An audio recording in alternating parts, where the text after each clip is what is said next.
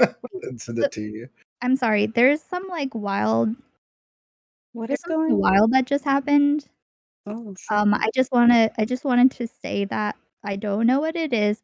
I'm just writing a tweet back because some regular chatters, people that support these streams, especially some people who are either like often present in like our all of our streams, and some who are just like present a lot, some who gift a lot, are being accused of being a single person who's like hacking people's like phones and stuff. If you click on the link and that it happened to Rob Nor, it's all fucking bullshit. So, and politically provoked posted it. So yeah, Wait, something to look at later. what happened specifically? Did somebody's phone get hacked or claim that they got hacked or something? Yeah, it's there's a whole ass claim. I'm about to like, since I was like mentioned in it as a place where those people hang out. I'm not gonna say their names right now, but it's just so everyone knows. It's like it's fucking weird and bullshit and has to do with like PP Brit and Rob Nor. So I don't know. Yeah, this email is ridiculous. Does anyone have the fucking I'm gonna what's the email address? The email Or For the message. I'll post the is the tweet posted in chat? oh yeah. I know for sure 2 of those people are not the same person. I know, yeah. Ooh, Yeah. what's she 1000%. eating? I mean, What I is know all of those good? people are actual chatters. Yeah. They It's they're nothing that's like alike. It's my birthday cake from like Happy birthday. 3 days ago. Oh yeah, I It looks forgot to say happy good. birthday too, It's Dario. really Happy good. birthday, Dario. How old Thank are you. you, Dario, if you don't mind me asking? No, don't remind people time passes. I am now 29, actually. Okay. The so last you're best close. year. I asked her trying to remember your age the other day. And I guess 30. People often guess my age wrong. I don't know why. People always go young for me. It's so sick, dude. Hey, I guessed your age. I was 2 years over. Because you I was were 200. at first like 27 Freems. I'm not letting it go, okay? You clocked me in like 3 years younger. Let me try at and first. guess. Let me try and guess. Okay. Kind of just okay, Dario. You kind of got the knowledge already, but All right. I'm gonna say. Fuck. Okay. If I'm being honest, I'm gonna say around 30. Actually. Is that piece of shit. Is that right? Yes, it's right. I cheated. I caught him making a Doug reference. You got nice. it. I hated leaving 29. I hated it so much. It's just because of the internet. I don't care about it in real life. I care about it online only. Maybe my like position's different because I spent like the last half of my 20s on heroin. Like my 30s have been way better. No one wants to see that. Oh yeah, I believe that. Speaking of that, I went and talked. I'm not gonna say the streamer is because I don't want them to catch heat for it. I went and talked to a streamer after a stream the other day, and someone came in his chat, and I was talking to the streamer, and then someone else came in the voice. When the other person came in the voice, someone in the chat was like, he said, "Thank God this person's way smarter than that fucking junkie."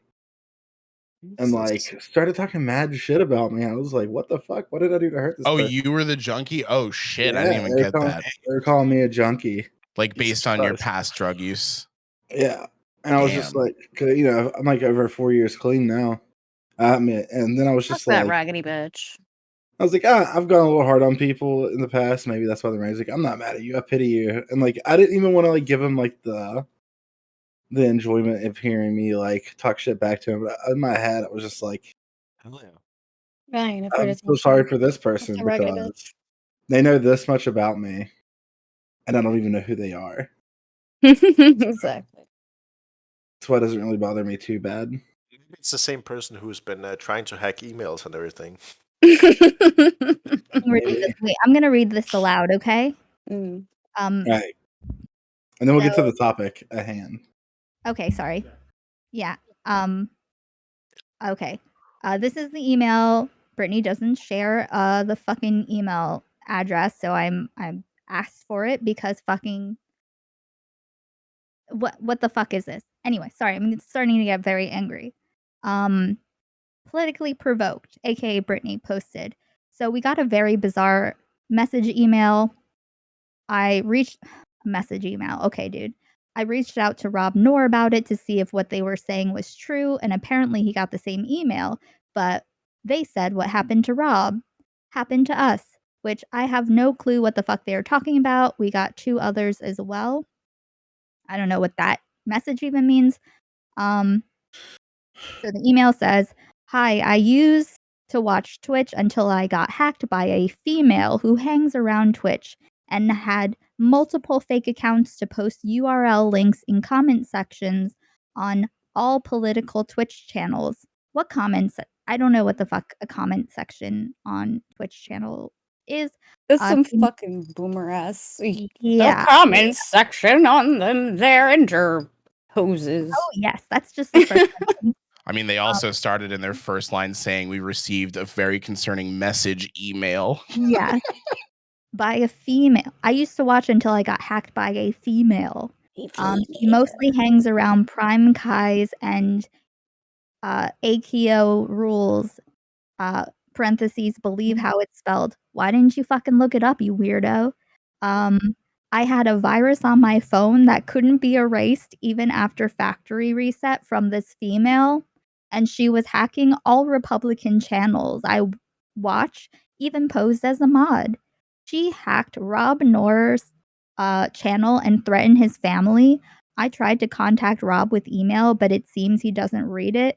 I believe she also sends virus URL links on Demon Mama and Vosh main page. I don't know what that means, but I can't find emails to contact them or Destiny. Her main channels she uses to gain trust are familiar chatters. 1, 2, 3, 4. 4 different ones that we all know, you know? If you believe you clicked on URL, you are more than likely to have the virus on computer or phone, and she has access to everything, including hacked into your camera and microphone, along with spyware and tracker. I'm trying to contact Twitch and police. You should as well. If you need more info on her other fake accounts or further questions, please let me know. P.S. You should warn Rob Noor, the person, real name, who hacked him using fake accounts, some posing as men. I just tweeted it and said, "This has huge boomer on the internet energy." I gotta unplug my computer at night so them viruses don't get in and infect my keyboard. I'm just super confused. How? Well, first off, how they know it's a female? If the person supposedly has like multiple fake accounts, somebody saying that it's male, like how do they know what is fake and what is real? All the heart emojis over the eyes in the emails. Oh yeah, that must, obvious. That must My mean it's favorite female. part is that they like can't reach out to Destiny as though he's like the last line of defense that we have. It's like, could somebody contact Destiny? Like, I love that. Like, who the fuck wrote that? Brittany. You think Brittany wrote that? Yes. I don't know. Just Britney saw PP was Spears. chatting with Richard I have Spencer, no idea. wishing nothing but a rain of turds on them.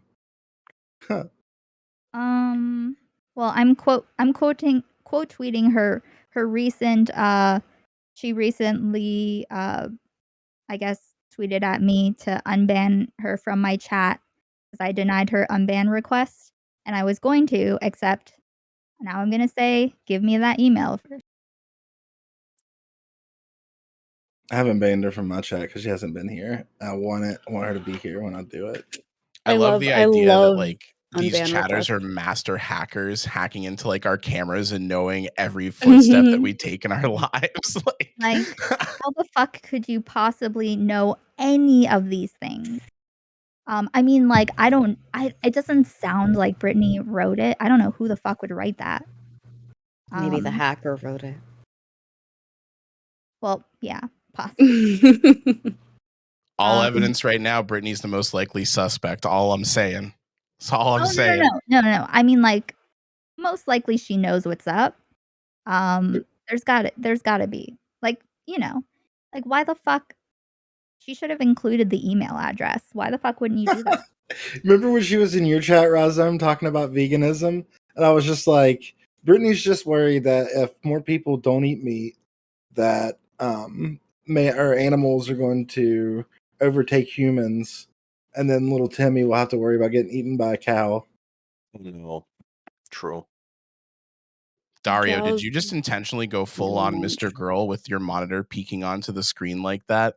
Wait, is that a thing? This I- aesthetic right now is The, like the snake literally. cup in the foreground Listen, we're too. not talking I about have we're not no talking idea about where to put. anyone who is in that Yeah. kind of way. Remember, for Listen, can you someone's sake, maybe you sake right now.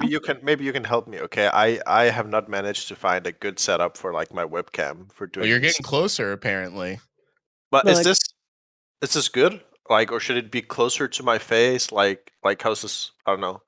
Should be I feel like- closer to your face, and you should have I a feel like light my on your face. I feel like my chest is popping up. Like, if you on want, the- Dario, you and I could do this over VC at some point. I'd happily just sit and chat with you for a day about how to do this. Sure. Because Buying I used to have a camera. good setup back at home, like when I lived in Denmark. But now it's just like I have a laptop, I have a screen, and I guess I can put it somewhere else. But I don't know. I got mine on a clothespin pinned to my monitor, so Yeah, you don't need you're much. good. Like, I bought a especially camera in this mount space, for you don't like, need to go crazy. bought a camera mount for like $10 on Amazon. Like I can do like this, like from top. But I don't know. It feels a bit weird when it's higher than my face. I don't know. I think it looks No, better. that's fine there. Or, oh, All right. Fuck. We have gone all over the place already.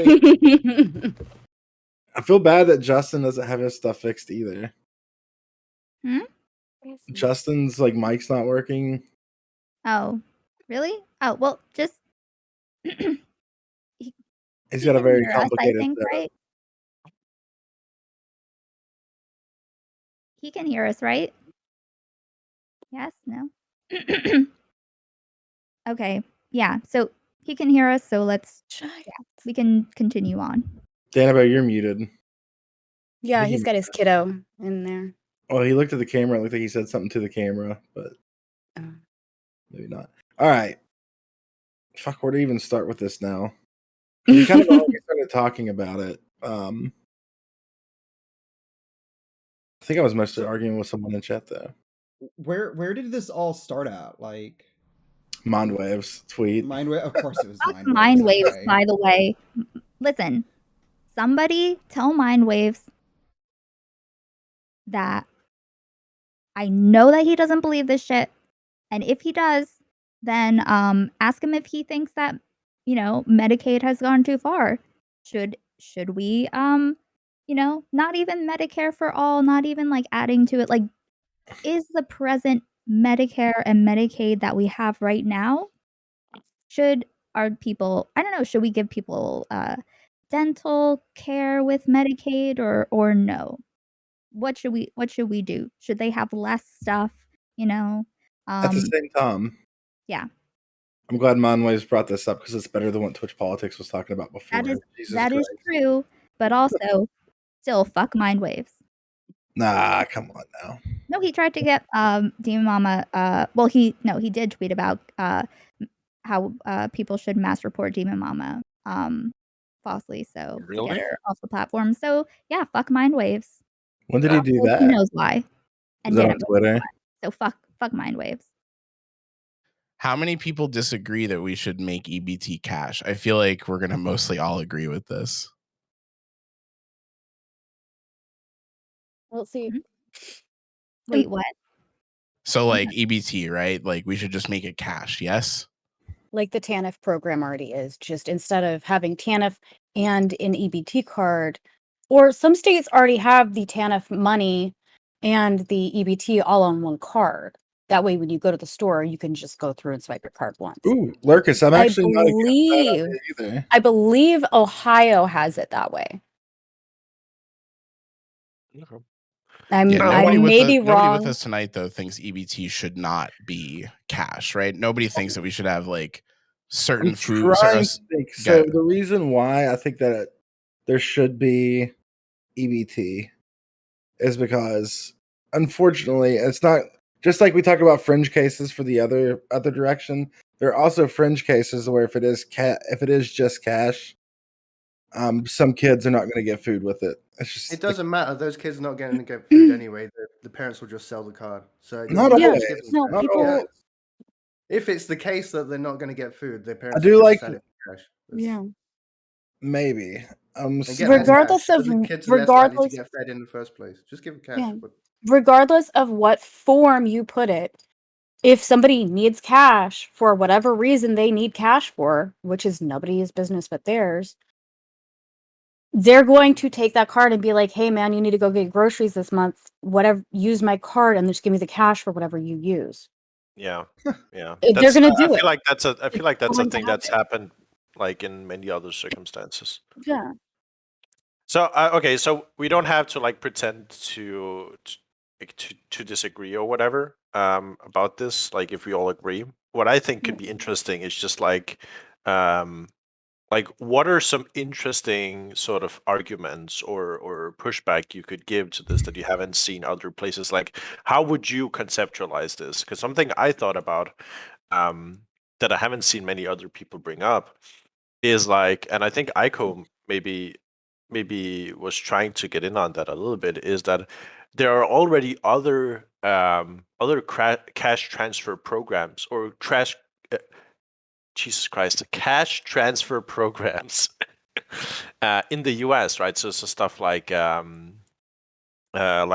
basically like the child tax credit, stuff like the like unemployment, like you just get money there, right? Like every week or like every month or whatever. So there's already programs where you just get cash that you can spend on anything. So instead of asking, well, should the SNAP program, like food stamps, should that be restricted more or should it be cash? You can just turn it around and say, well, what about the programs that currently exist that are cash? Should those be changed into something more like food stamps, right? That you can only spend on certain stuff. And if not, then why? Like why is it okay to get cash transfers in some cases, but not in others? And why do we trust people in some areas, but not in others? Yeah, I don't know. I feel like there needs to be an expansion, if anything, on who qualifies for SNAP, TANF, Medicaid, and all that. If they're going to use this particular type of program as an avoidance to Medicare for all and actual basic living coverage for citizens.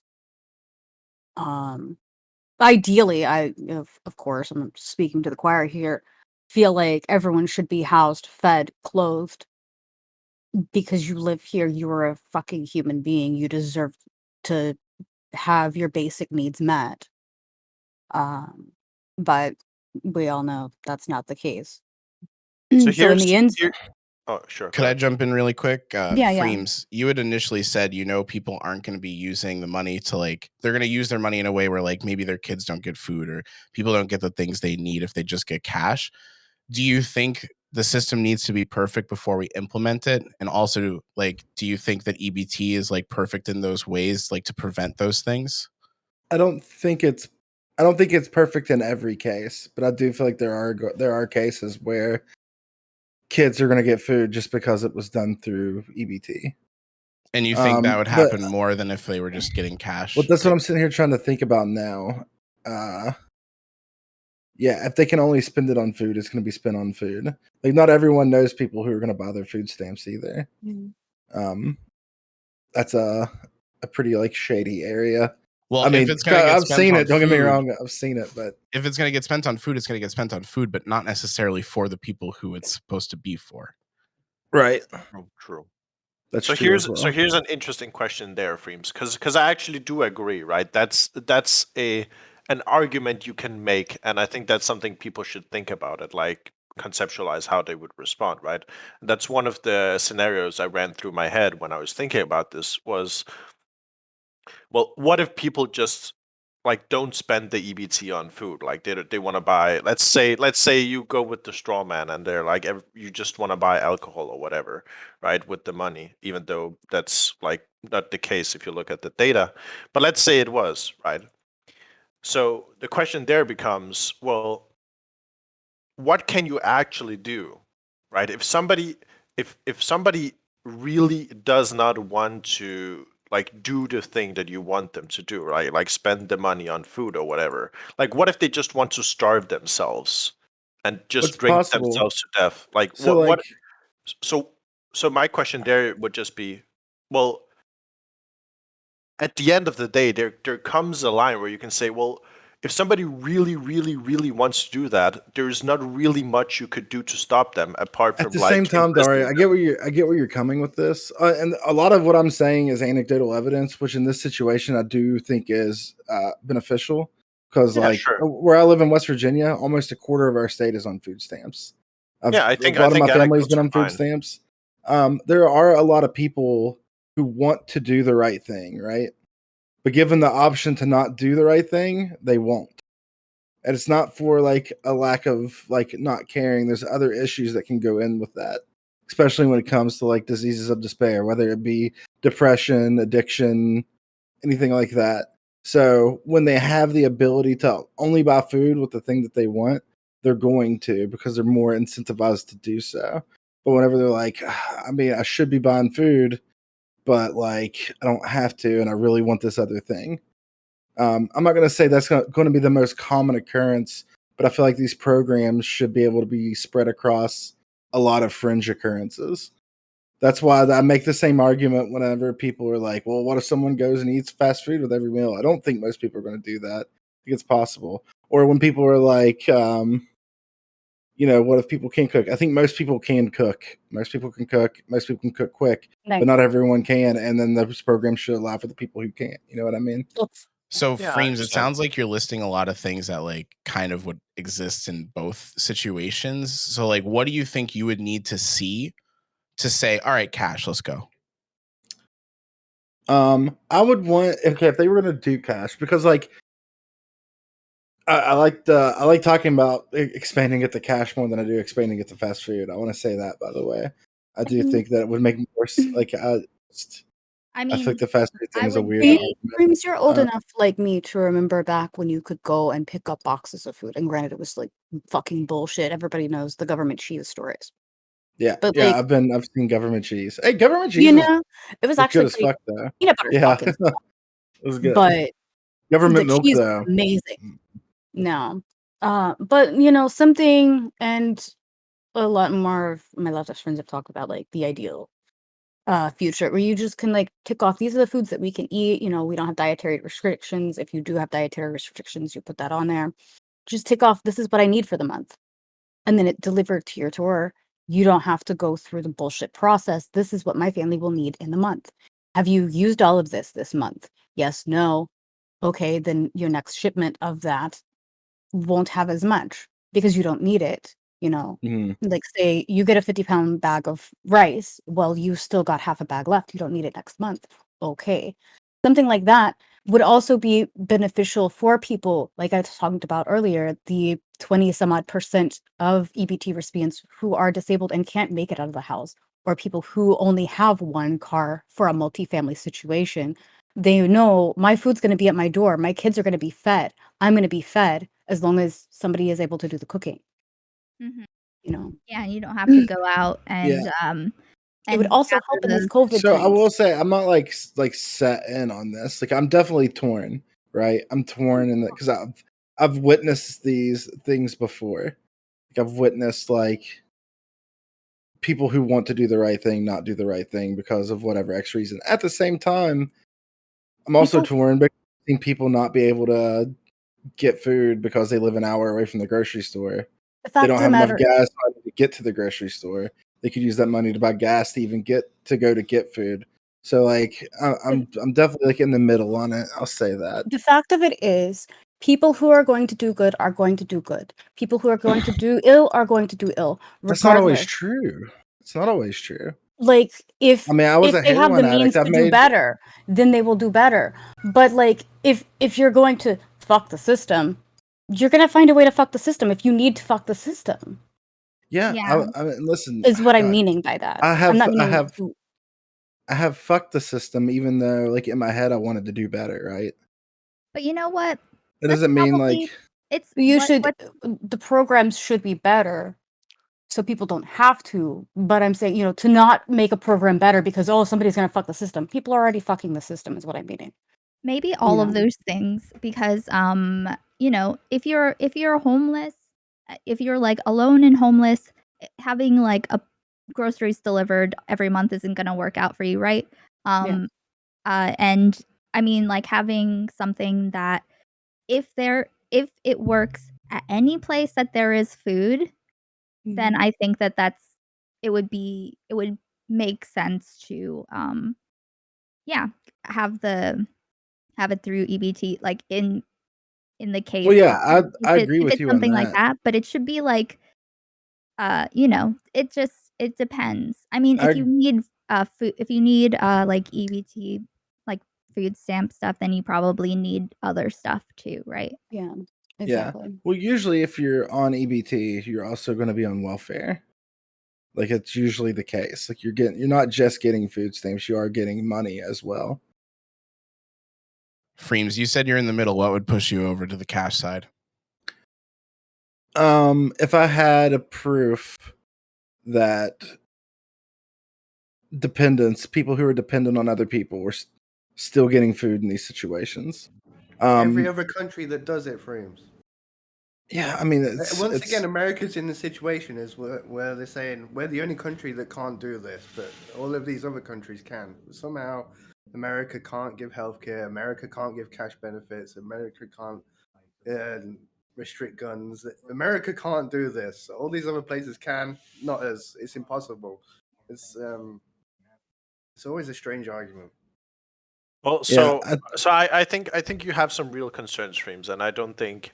I mean, I understand where everybody's coming from, but I do think it's important to address people's concerns when they have these concerns, because usually their concerns are born out of a real experience they've had with these types of people, right? So I don't think it's fair to just say, well, everybody else can do it. So obviously, I mean, on average, we can do it, right? Because we're not talking about averages, we're talking about individual situations. And I do think, while I would be obviously pro cash transfer, since I've talked about this a lot, um, my suggestion to you, Freems, would be that we're just arguing. Well, what do we think the society needs, right? We're not taking like the what is pragmatic this way or the other. You could just say, well, you could take it on a state by state basis, right? Or like even like a community or an area can have institutions in place which make it so that even when you do get the cash transfer, that you still have other options to get food, even if for some reason you still don't have like food banks and stuff, right? I agree with that. In my opinion, the perfect system, I think, would be places that literally serve prepared meals especially that were healthy. Yeah, I think The program. that's what I generally would advocate for, right? So I think a combination is really good.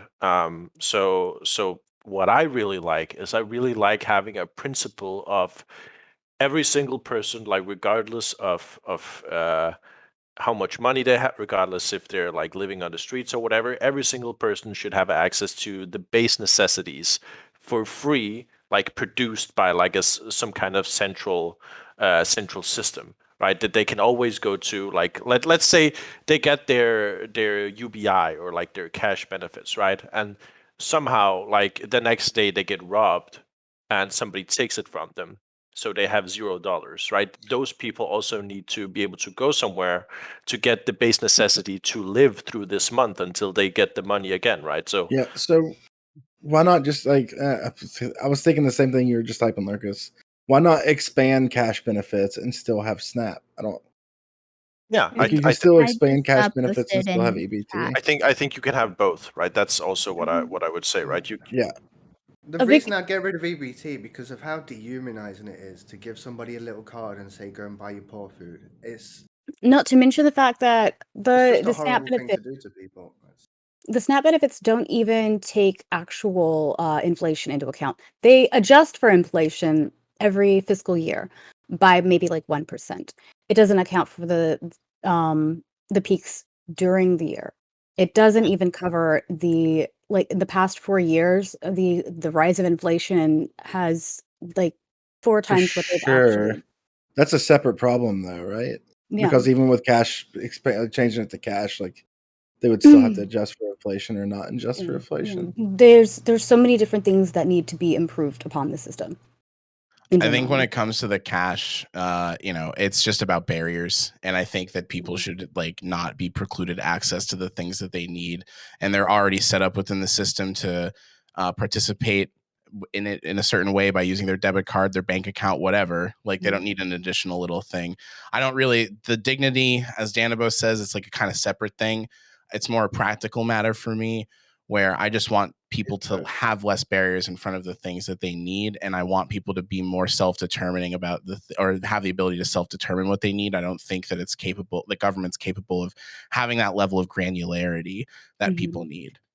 I mean, another positive aspect to the cash benefit would be like local farm stands, being able to use a cash as opposed to an EBT card. You can take that cash to a local farmer and be like, "Hey, can I agree with that?" But I've also heard about people like pushing for ideas where like things like farmers markets and things like that can get set up through the state in order to take EBT. Well, I think something South like that would be Carolina, great. South Carolina and Georgia both have a program that comes with your SNAP benefits with vouchers for farmers markets that are like say $10, $20, which would end up giving the farmer double that amount of money back from the state for the person's food. So they do that in some areas. But still, it's some areas. Why not just do the cash and then they can go to specific farmers like they may know, like their cousin grows cabbages and they need cabbages. They can go take the money from the EBT that's actual cash, give that to them for the food that they'd be getting anyway, but not at a grocery store. They're actually helping the local economy as well. Yeah. I hope you guys know, to me, this isn't like a thing like I'm not like poor people can't make decisions because I am poor people. You know what I mean? Like these are things that like I've seen firsthand. Like these are like I think it's fair. It comforts me to know that like certain money is going to be on food, even though there is the off chance that they will sell their food stamps, and I have seen that too. But it's a lot of drug dealers won't take food stamps though. Some will, but most won't. So I will say, Freems, I think I'm sympathetic to what you're describing. The pushback that I gave when somebody else made this argument to me is that I think at some point, giving people like a UBI type of cash thing combined with like a SNAP benefit, at some point, like the SNAP benefit becomes redundant in the way that they are both kind of the same. Like type of benefit, they're both like a type of cash. So what I would propose would be instead to like let's say we have a pool of money, we can either choose to do it like a SNAP benefit thing, or we can invest that money into promoting local like food banks or like places where they just cook food. You can just come and get some food if that would be preferred for me. That would be like the most preferred thing for me, actually. Yeah. I think California actually has something like that. I had a conversation with Wicked Supreme the other day. Me and him talked about it. Actually, it's a really good conversation if you guys want to check that out. But me and him had a really good conversation about some of that program in California, and that's like been the big thing I've been behind. It's just having places that literally just provide food, even prepared meals for people to go get. Yeah, I think that's great. Like you and go like down, I grab a get box. that like my discomfort might be worth like people having autonomy over what they buy. You know, I understand that. It's a thing. It's hard for me to get over, but I do get it. I do understand. Freems, I got a real question for you. What if your drug dealer? You cut out. You cut out. What if your drug dealer sells edibles? I don't think a lot of people are.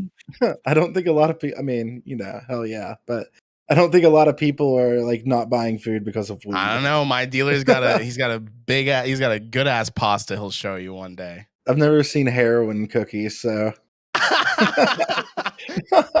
I've heard can of butter mac and cheese is pretty fucking good. I didn't get to go to that Halloween party because I had work. So But yeah. So that's kind of where I am with it. Maybe I should let go of my own like discomfort there and fight for something better, even. So No, I think so. So I actually think that having these discomforts and having these thoughts, like, that's important, right? Because if we don't have these, and if we don't listen to people who have these anecdotes or know these people, right, we run the risk of missing somebody when we make like federal policy, right? Because the federal policy covers like millions and millions of people, and the government can never have a one policy fits all kind of thing, right? For So sure. we have to always be cognizant that there exists people at the edge of society that have these special requirements or needs, and we should seek to address those as well, right? We can't just say, well, it works for like 95% of people, so fuck the rest 5% of people, right? Because For those sure. 5% might be the world to some people, right? Like, that might literally be all their friends and neighbors. Like, not to make this like an appeal to like my emotions or whatever, like poverty is like very, very traumatic for me. Like, it's not like Yeah. a very traumatic, even as an adult. Like, I don't know if you've ever had like a kid run up to you, like you don't even know where the fuck their parents are, telling you that they're hungry. Like, Oh my god. and it's happened. It's happened more than it should to me. Like that same situation, and it I'm the also neighbor. bugs. I feel like when it comes to this topic specifically, and this isn't to anyone here because I don't know everyone's situations, but for other people, be like, this doesn't really affect me. Blah blah blah. Like, tourists to this topic really bug me.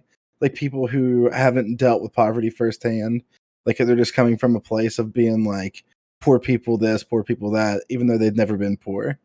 Or I mean, that's kind of the same with any political topic, though, right? Mhm, Like, I feel absolutely. like what we're doing here is helpful. If we had somebody who was on that side of the fence, we would probably talk to them in a much more, I don't know, empathetic and like educational way, hoping that like they have like a didactic takeaway. I feel like the issue is online, most people aren't necessarily looking for that didactic takeaway. They're just looking for like, oh, I feel like I won. I feel good about my argument.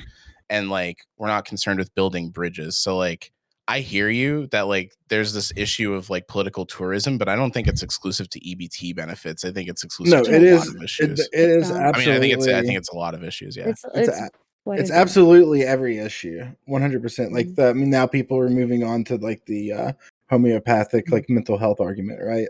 And I'm not really going to get involved in that because Mhm. like something like if you've people have watched my stream for a while know that I talk about things like food deserts in West Virginia and poverty in West Virginia. Like, this isn't like a new thing for me. And then some people, it's frustrating, but I will say overall that the fact that people are talking about it is a good thing. Yeah, even if and it's it's for a like it's week. a new thing for a lot of people. Like, if we don't have those conversations, they never have the potential to change their mind, right? It's like this is their chance in life to like get that kind of like hear that kind of experience from like other people. Like, why not give it to them, you know? Yeah.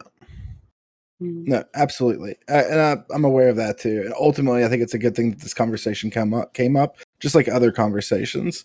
Mhm. But like, I don't want people to. The reason why I say that is I don't want people to think I'm coming from the standpoint, because I feel like when other people talk about it, they're talking about like we should tell poor people what they can and cannot do, and that's not what I'm trying to do, even if it sounds that way.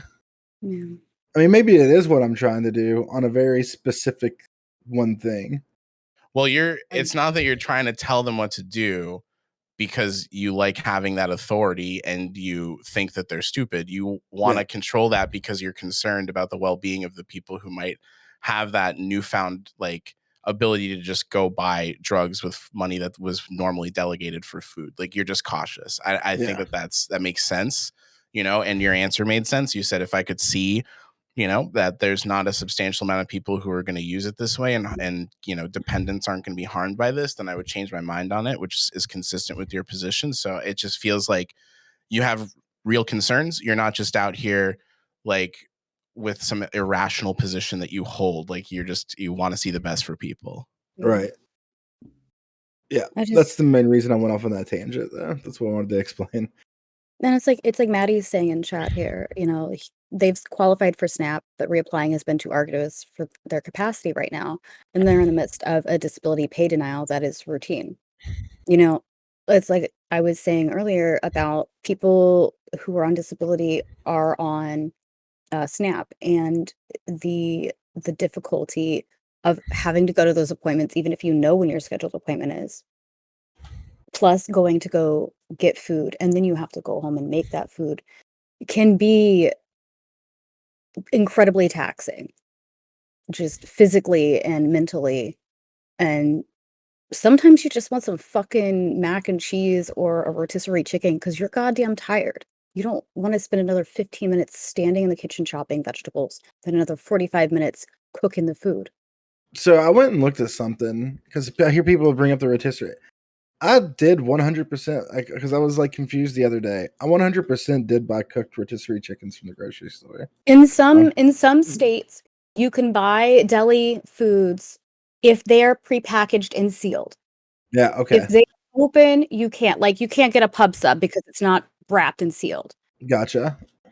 But it really depends on the state. And As long as it's not being prepared warm in front of you, I'm guessing. Mhm. Like, you Okay. can go to the 7-Eleven, buy a smoothie or whatever. As long as you don't have the straw in it, it is a packaged container. You take the straw on the side, you can use your EBT for it. That's how it is in Interesting. Georgia. I don't know how that is anywhere else, but I know that's how it is in Georgia. And I believe Oklahoma. Still, I don't know. It was back in the 90s. Yeah. I mean, I guess that's where I stand with it. Hell yeah, Lurkus, that's good. I'm fucking eating people angrily. Tell me to stop. No, I Stop, Ico. won't. Okay. It's on topic. Don't do it. It's on topic. Can I Clip it, chat. Clip it. listen? Okay. Doomer Media, aka Doomer Politics. Stop being such a whiny little baby about this shit. Are you kidding? What is this? Okay, hold on. I need Ico on Freemstar. Yeah, obviously. I can't hear Ico again. I don't know about you. Yeah, Ico, you did get really quiet again. Yeah, she dropped again for some reason. Hello? There you There go. you go. Okay, cool. So fuck this. Fuck these Joker mode people. Lefties are totally delusional about the reality of being poor in the US. You can be in favor of substantial welfare programs, as am I, without the delusional belief that poor people are all disabled with 7 kids and 4 jobs in a food desert who can't possibly improve their life. The main thing that I noticed in this thread, this long ass thread that he, I guess, posted in the past day, the reality is that massive potential for social mobility exists. We already have huge social spending, and a homeless person in the US has more opportunities in life than a king would have had 300 years ago, and etc. I feel like the Sounds like biggest a lot of problem, mental masturbation to me. I feel like a lot of stuff of what Doomer says is that in his mind he's got it to where like EBT is like this weird stop break for mobility. Like people being able to get a cheeseburger or not is like the weird stop break, and it's just not. The program needs expanded in other ways. I'll agree with that. But come on now. Yeah, I'm like, I shouldn't even. This is why I don't look at fucking Twitter, because there's so many people saying stupid things that they don't even care about. Why Come the on, fuck guys. You do don't wake up care every about? day before you go work for 8 hours and look in the mirror and just say, thank God that I'm going to have 2 hours to myself at the end of the day after I finish all my traveling and cooking and shit like that to keep a roof over my head. Shouldn't we I just be work grateful 10-hour about days. that? Yeah, 10-hour days. There you go. I mean, I'm out from of my house for like 9 hours. I take a 2-hour break. I have a night. I can stream. That's a privilege. That's a nice thing. But then like some people just can't. They're taking care of their kids. They have like an hour to themselves after they take care of everything they need. They should just be grateful though. Yeah. Here's the thing. I have to, like, I'm at a point now where I have to stream or get a second job. That's where I'm at now. Yeah. So even like some days And some days I won't stream, but I usually like try to make myself stream because I don't want to get a second. I don't think I couldn't physically handle getting a second job. I have a disability. I'm very lucky to have fallen into the position that I have where I'm at right now. If it weren't for a coworker at my old gig telling me about this job, I'd be on SNAP still. I'd be living in government subsidized housing. And yeah, I'd still have my kid on Medicaid. I'd be fucked. I wouldn't have insurance. Yeah, just because we Because have it good doesn't mean we can't like want it better. Like I don't understand that take. Yeah. Yeah, it's Dario responded to it. I just noticed from 10 hours ago. And Zoomer Mia replied, "Every rose has its thorns, Dario, and I'm going to prune all of them." What the fuck do you mean?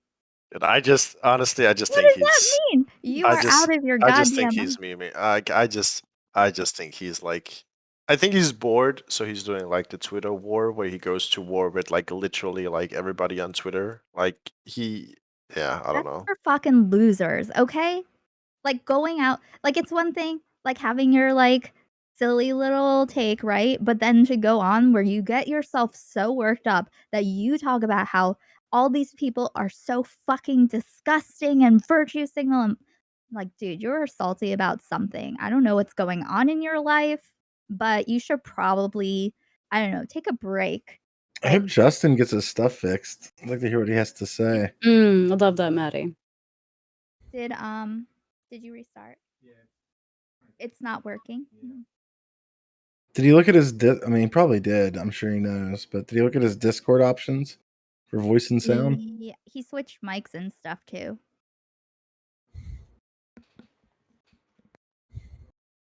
I don't know. How old is he? I can't stop laughing at this guy. Not this guy, sorry. His name is Justin Guitar CIA, and I cannot unsee it after I.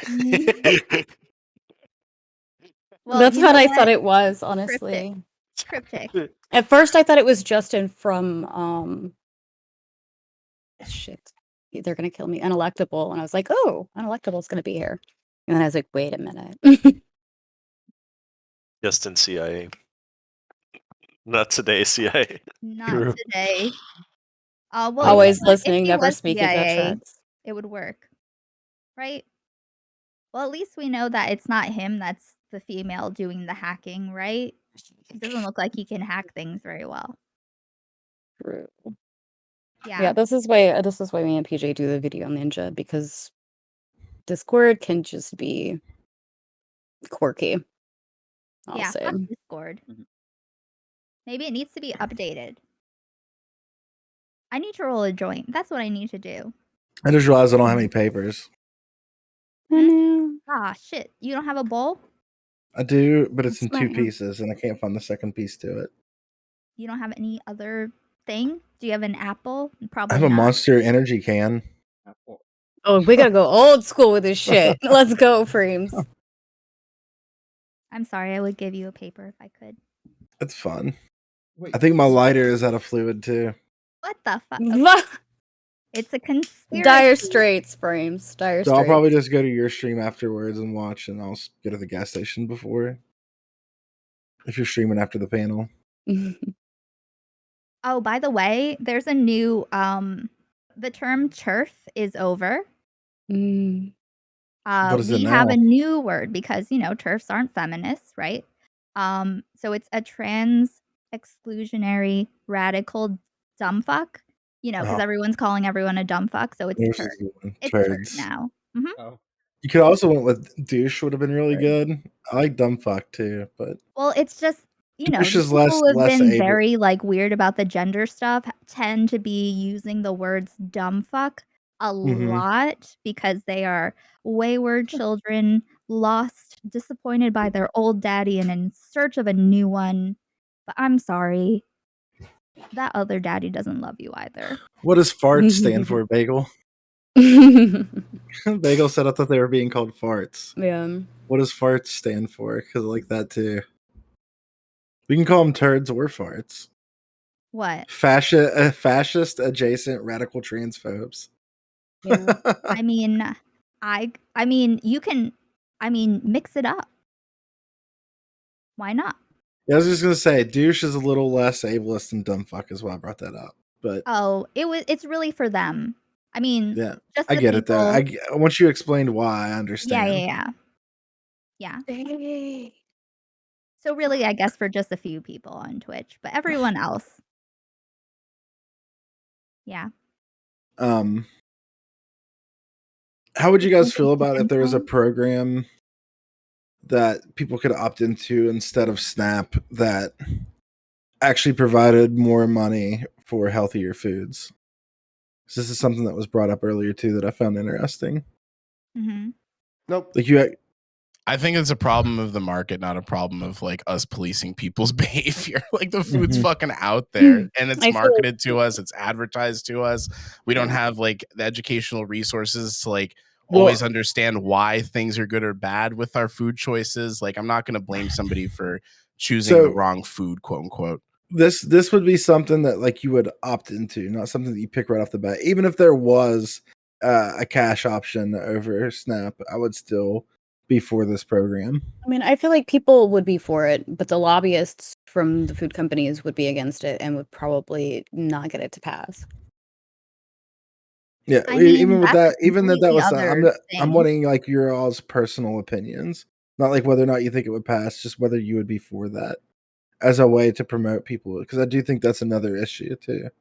Yeah, I not like mean, what we I would would vote be into for policy.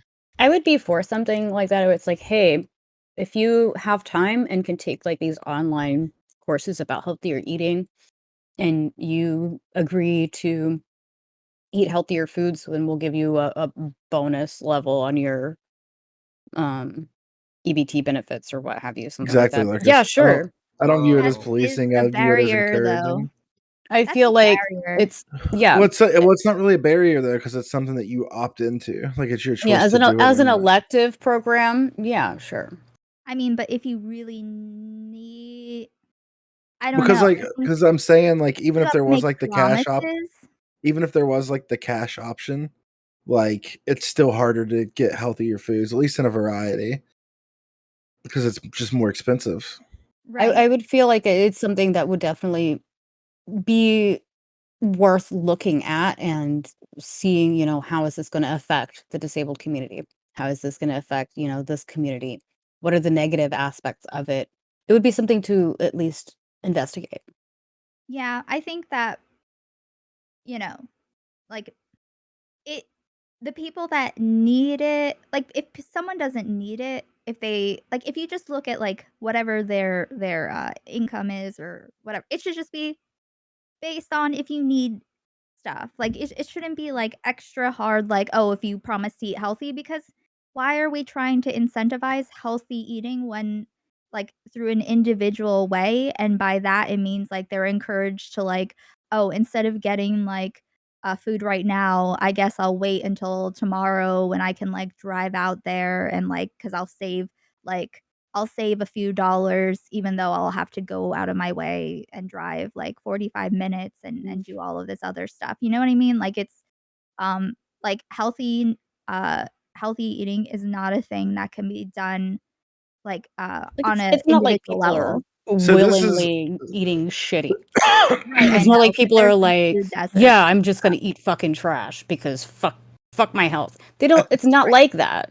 Yeah, but Yeah. at the same I time, mean, this is not also everyone like has access to it. I live in, like, the New York City area, so I've lived in places where, I was fine because I was just, like, young and, like, I was barely home and I would just, like, go to work, but, like, the area would have nothing but, like, Burger King or McDonald's or, like, some other random fast food place, and that's just what it would be if you wanna get on like, walk however many, like, 10, 20 minutes to a train, get on a train, take that train for half an hour, uh, get out, walk to a grocery store, get things, carry it all back with you onto the train, waiting for the train, back to the house, and then have to unload it and then cook. Like, that's Yeah, really it's a unreasonable. I just feel Mhm. like everything you guys are talking about there are like separate issues, and Yeah, I they're do all think they're all that issues. I do think there are people who and I'm more anecdotal evidence. I don't think when I entered adulthood that I was equipped with the healthiest way to view food. And I feel like it's It's a something very it's something I still struggle with. Yeah. It's a very multifaceted problem. You know, there is transit issues that are a problem. There's healthcare coverage. That's a problem. Right. Those two things also make it more difficult to have healthy eating habits because time, fucking physical ability, things like that too. Right. You know, and there's also, like you said, frames. Sometimes you come from a family where they don't really cook that great and you don't know, you weren't taught how to cook, how to make healthy meals, make those healthy choices. And that's why I'm like, you know, something that teaches healthy eating as an elective, yeah, that'd be cool, as long as it's not like you have to be there at this time, because people have fucking jobs and responsibilities. Right. But But some people don't ever, like, some people have, like, you know, families and like, but also still can't ever do that. I think that there shouldn't be, like, better stuff that you have to work to get.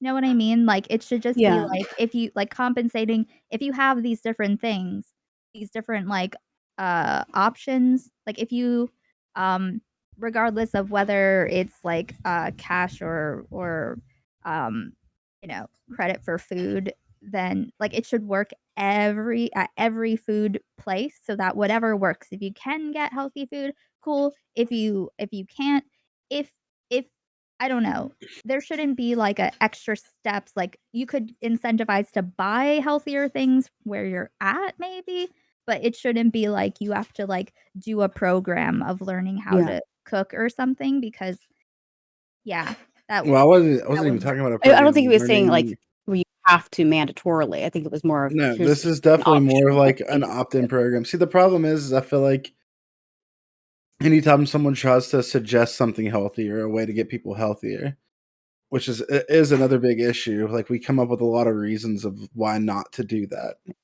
I don't see why it couldn't be both. Yeah, that's what Can I and have that's a the option I've had since the beginning. Go ahead, Danabo. I'm not into finding overcomplicated solutions to treat symptoms of a problem instead of just addressing the root causes of poverty in the first place. We keep trying to find different solutions to these different symptoms and how we can address people eating healthy when we're not addressing the just basic lack of food standards in the US in the first place. Poor people aren't choosing to eat shitty food. Shitty food is being produced. If you're actually rich, you're not eating the shitty food, you're eating good food, and you're eating good food all the time. And the people that are trying to dictate whether the poor people can buy the healthy food or not are poor themselves. They're one paycheck away from being in the same place and going on their EBT and not being able to buy the McDonald's at the end of the month. They might be enjoying their McDonald's now and they can go out and tell the poor people not to buy the hot food, but they're one heart disease, one heart attack away from getting an ambulance and being absolutely fucked and bankrupt and being on EBT, and then they can't go and eat their McDonald's and they're fucked for the rest of their lives too. True. We're arguing over such low amounts to treat the cause of poverty with just fucked up barrier hopping, paperwork solutions to treat a symptom that could be easily addressed at the root. Education, food standards, that just healthcare. Let's go. Yeah, I agree. I do Subsidies agree with all for that. healthy food. And Subsidies to stores to sell healthy foods as well. Blue Room if said. that were the reality we lived in, I think that would be great, Danabo. And I think that would obviously be the most ideal situation, right? I wouldn't argue with that. I think that's great. Yeah. But the problem that this is more of I guess a quicker temporary fix, I don't know if it's easier, would be to be able to help people who want to eat healthier be able to do that is more what I'm trying to say. Not to try to make people do it. It's for programs people that are who want to available. do it. Yeah. How did other countries implement food standards but the US can't? It's always the US can't do it, but other places can. How is this happening? Oh, I didn't say they can't do it. I just don't think they will. Maybe make McDonald's be healthier then, because also like grocery someone We asked can't stop about subsidizing shitty foods. It's impossible. Yeah, we can't I agree with raise you. food standards. You can do these things. you can what I was saying is like someone asked why like a grocery store wouldn't go in those areas because there's a market, but when grocery stores start expanding out to those areas, it's like because it's getting gentrified and people are getting priced out and pushed out further anyway. Mhm. So it's like, oh, there's a this is the beginning of the end.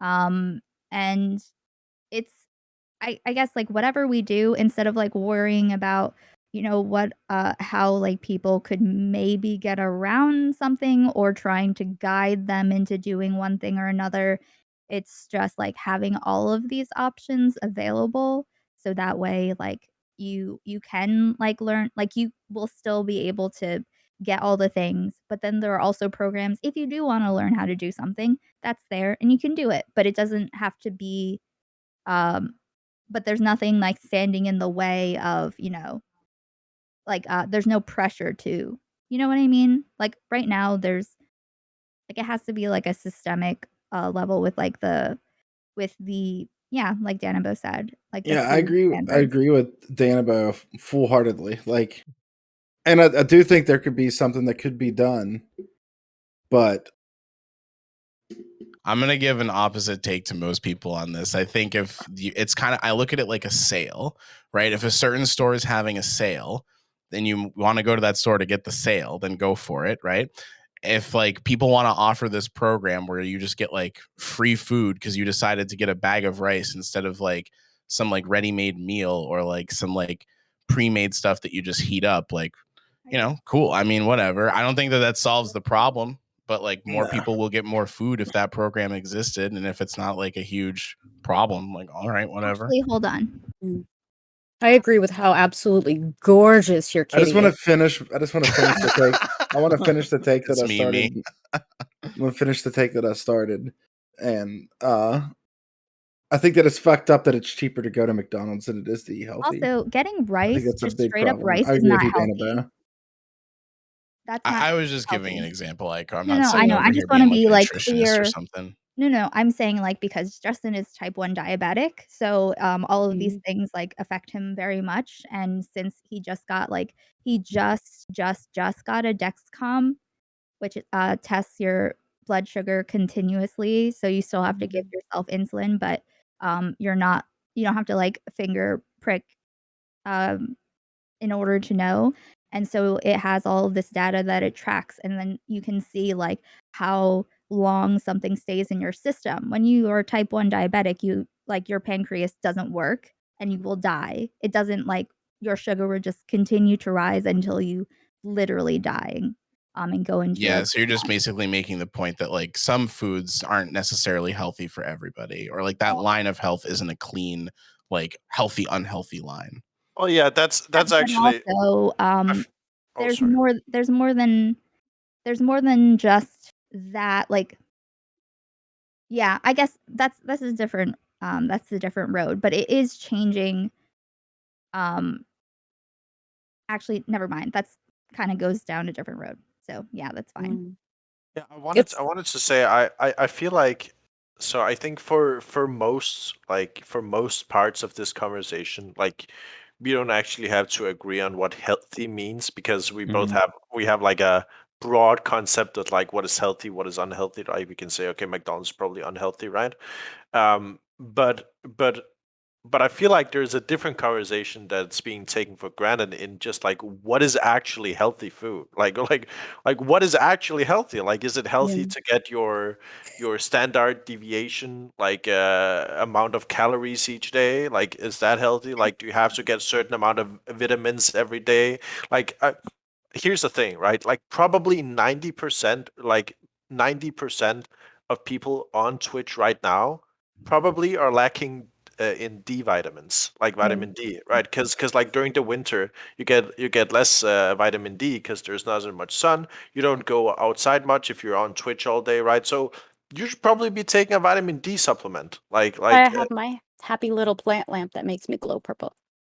yeah. So like there's like, go to, if you have the ability, like obviously, I mean, it's probably more difficult in the US. In Denmark, I can literally just go to my doctor and I can say, can you give me like a blood test for like all my vitamins and stuff? And I just get it for free. So I do that like once a year. And like, just if you have the ability, go to your doctor. Even if you feel healthy, even if you feel good, just go to your doctor and get a blood test to test like all of your different levels of like what's actually in your blood. Like, are you actually getting too few of some kind of vitamin or whatever that's gonna give you issues down the road? And Yeah. also, what's healthy, like with Aiko's partner, what's healthy for one person is not healthy for another. You know, each Yeah. person has their own level. Like for me personally, I have to eat between 3,000 and 5,000 calories a day. To other people, that's way too fucking much. Right. But still because not it's still like as far as like balance, like your body balancing out like certain kinds of carbs versus others, like they're slow, like real, it stays in your system for a really long time. Like when you eat like when you constantly eat like that kind of carbs and stuff, you don't have the ability to regulate your sugar eventually, and then you have like type 2 diabetes. So it's like um I guess it's all like, yeah, like these are all problems, but I guess it's like first step, give people access to all food so that they can stay alive long enough to eat healthier in the future when they can. So, yeah, that's kind of like, I think that is like one thing that we can all agree on, right? Is that like whatever it takes to get, like, just be able to get food wherever there is food. Fuck it. I'm for cash over EBT. I've got one more thing to add before I forget it. I don't want to forget it. People keep saying that poor people can't cook, but if you've seen what poor people can do with a bag of fucking rice, a tin of beans, and some spam, and they can drag that shit out for 2 months with different meals every night with the same 3 ingredients. You give that shit to a rich person, they're like, "What the fuck is this? This isn't even food." And the poor person is just adding different spices each night, Hell yeah. making that shit last every single night. Poor people can cook. They've got time to cook and they do cook. Just let them have a fucking So- McDonald's once a week when they're tired. Anyway, Sake. Who here grew up? don't. I'm and curious. some This is people. I was gonna ask this too. So okay. Go yeah, ahead. Go no ahead. frames. No, you. It's Mine's not super serious, but I know a few people in here grew up poor, and I remember some of the badass like poor people food that I had. Like, you guys ever had like shit on the shingles? I think is what they call it. yeah. Which is just like gravy, chipped beef, and toast. And white bread. It's got to be white bread. Yeah, white bread. Or And then that second day free bread from the Sara Lee place. we used to eat this stuff that we would man. call wagon wheel, which was just like hamburger mixed with like a can of beans and Yeah. mustard fried in We a pan. had fried cotto salami sandwiches. Yeah, We had that is very true. And all that stuff we cooked pretty sauerkraut quick. and hot dogs was a big one. Yeah, you're right. But yeah, I've been sitting here reading like what other countries equivalent to food stamps were.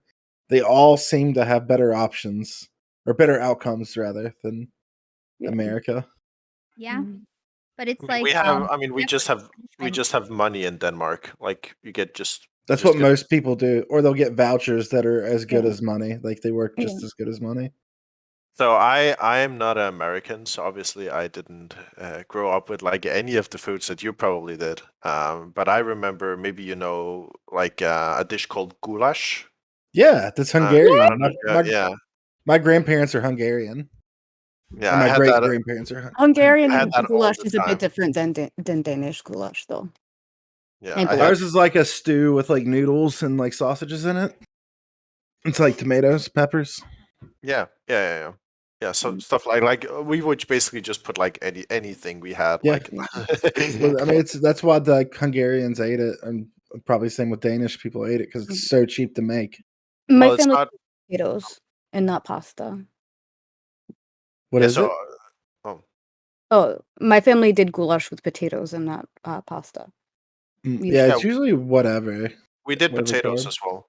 Yeah, my grandpa used noodles. We did potatoes and like whatever greens and meat we had, basically just like all bundled together. And then we did also so like just, I guess, for clarity, like none of this is like Danish culture or whatever.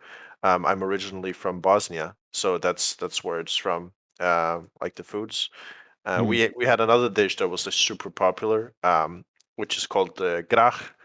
You probably don't know that, but it's like a bean and sausage soup kind of thing, where it's basically just like beans in a soup with like it's like goulash, but like kind of a little bit different, like some different spices and stuff. Yeah. And we just have that like bean soup and goulash soup. I lived with a Ukrainian family for a summer or two when I was about 10, and we made a lot of borscht. We made white borscht and red borscht, and I still make that to this day.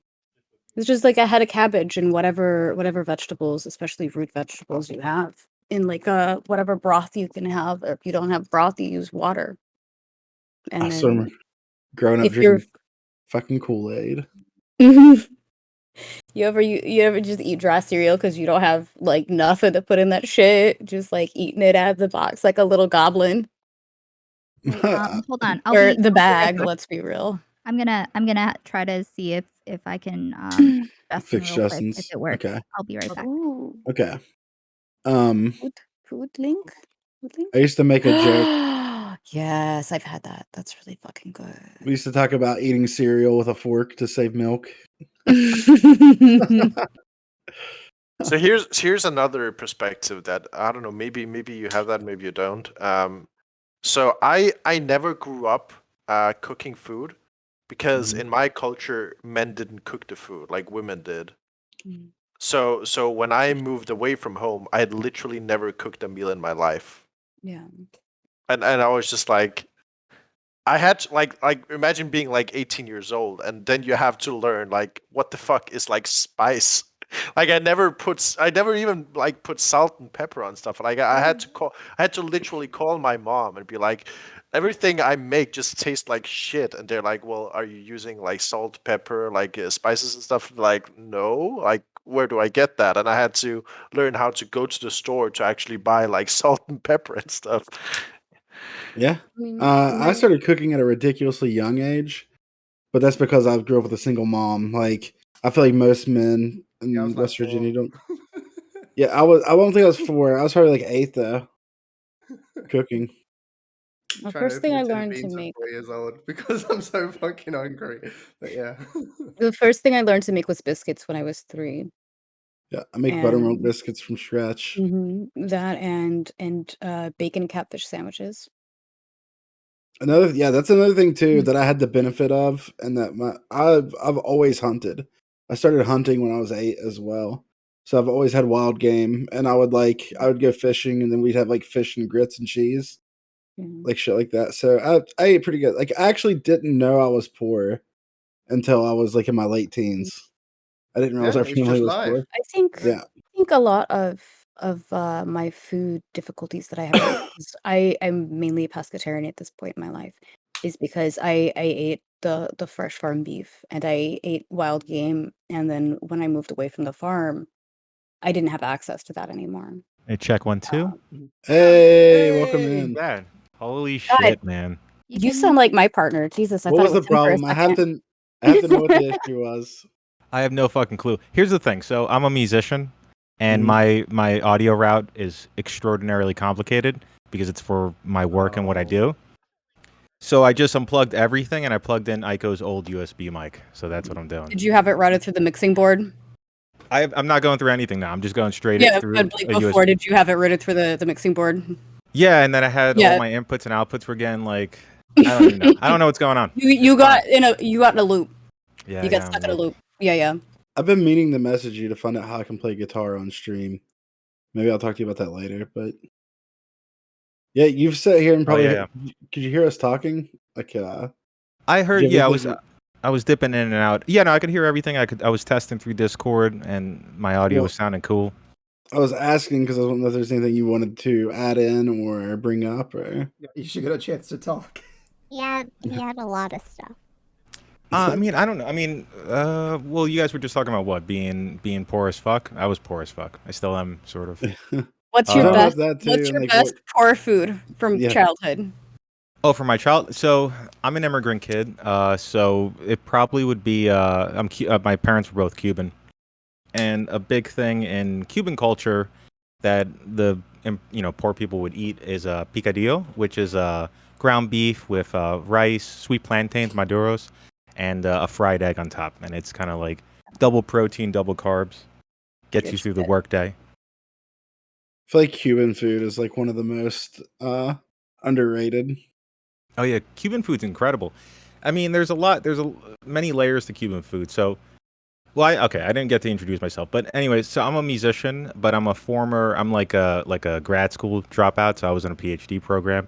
Then I worked as a in like food for years as a chef and also as a bartender in New York, and then I decided to go into music. So I do know a lot about food from a few different angles, and I cook a lot. So, but Cuban food's really interesting and multifaceted because most of the types of food that people associate Cuban food is actually Afro-Cuban cuisine, because there's a large amount of like a Euro influenced Cuban food, which just pretty much died in the 50s after the revolution because of no imports and stuff like that. And so like all that kind of Creole style Cuban food, the rice, the beans, like the slow braised meats, most of that's from Africa. It's African influenced cuisine with just indigenous ingredients.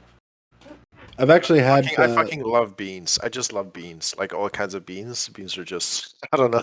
I feel like I pronounce it different than you do, but I've actually had picadillo before. It's just you get a big pot of like beef. Like most Cuban food's really cheap to make, from what I understand too, and it's really good. I think. Yeah, because it's just about resourcefulness. So it's like a lot of this, so like picadillo. So picadillo, there's a few different ways. This exists all over the world. Like people make, ground beef that's being braised in like tomatoes, right? Or like some tomato-based sauce. Like there's a version of this everywhere because it's inexpensive.